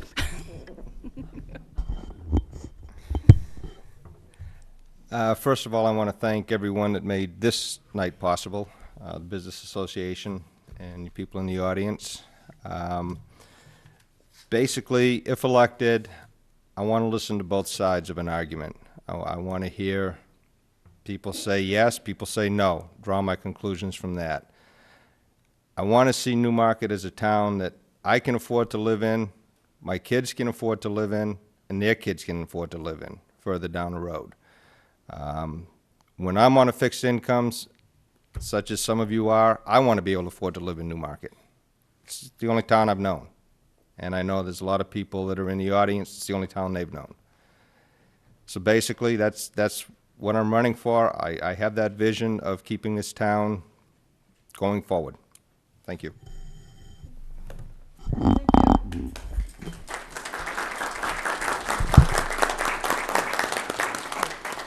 And thank you to the audience.